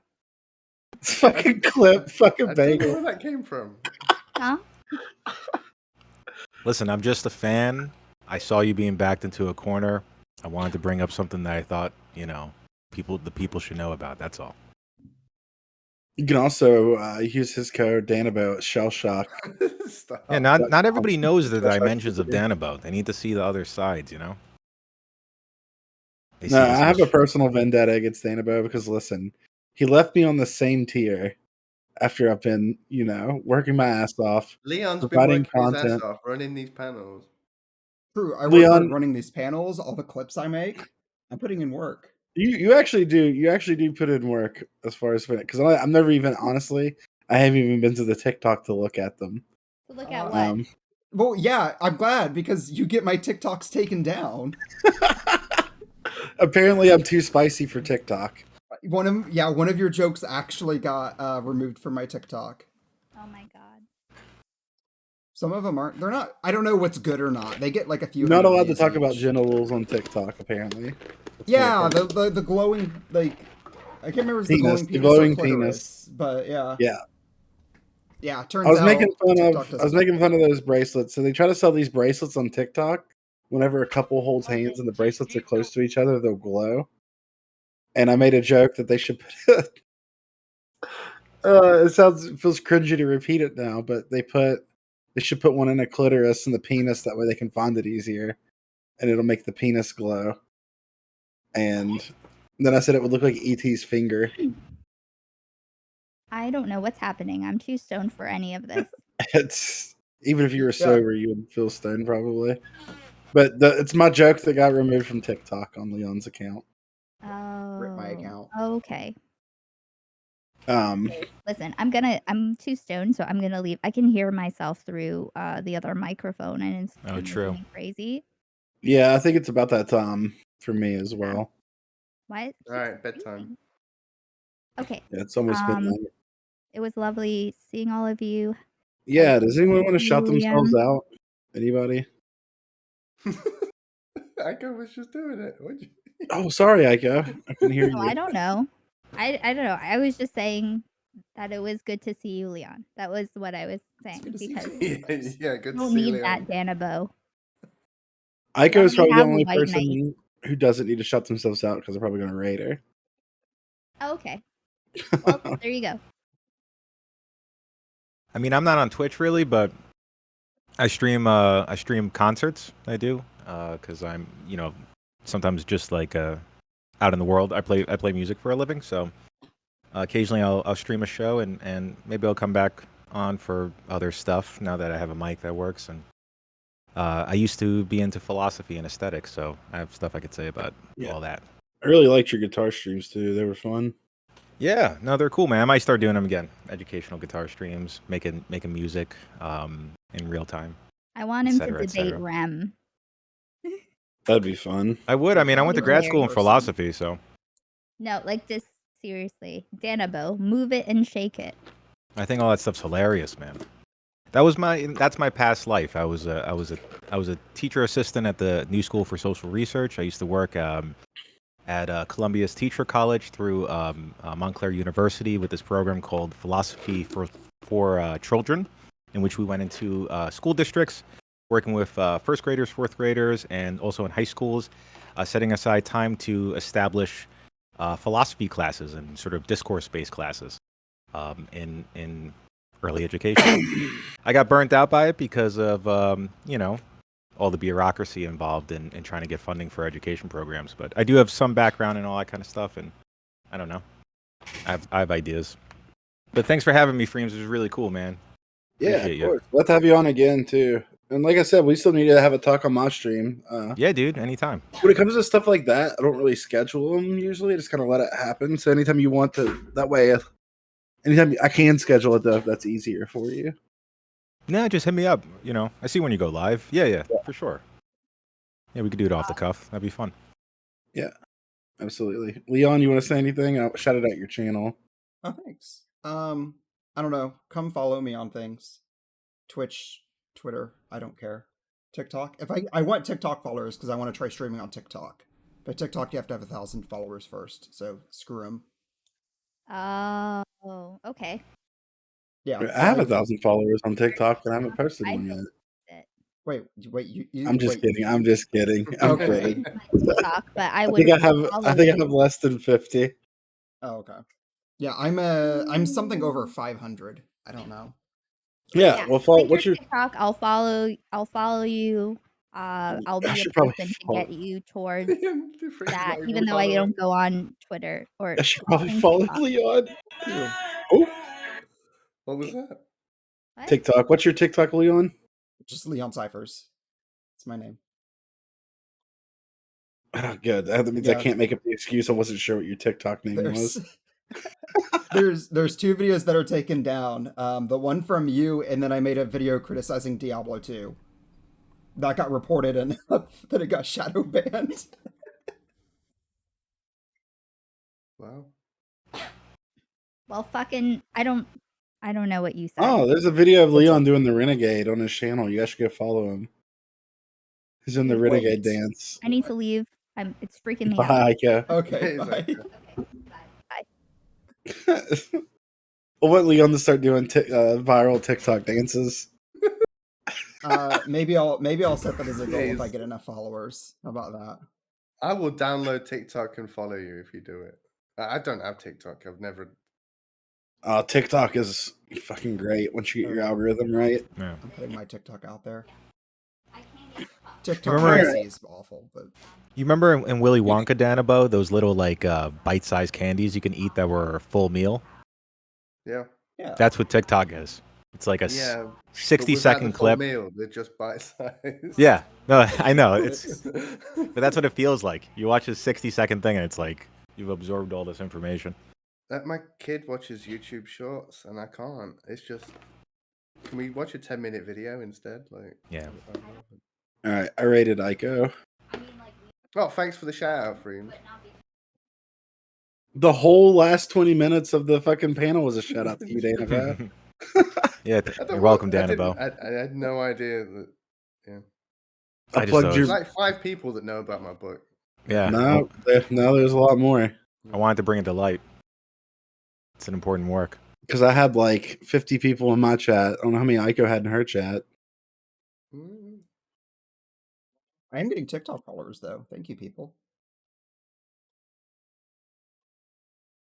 Wait, Freem's chat disappeared, so I don't know it. Oh yeah, Freem's raided. Oh, he's offline now. Okay. Yeah. Do I have enough people to raid? I've got a few people. I always try to raid. Well, let's say I have like. My rule is if I have more than 3 people, I'm going to raid. Yeah, whatever. If they're judging you for a 5-person raid, then fucking. I don't know. Maybe I should actually play some Earth though. I'll stay on for that. What is it? Earth. Fuck! I didn't think about asking you if you were still streaming, Leon. I should have rated you if you were going to stream later. It's no problem. Ico's also streaming. It's cool. But yeah, I think I actually am gonna go play some like AR Earth because I've been having fun with that. All right, I'm gonna get to bed. Hey, nice meeting you, man. Have a good night. Night, Justin. Night, Freems. Night, Liam. Yeah.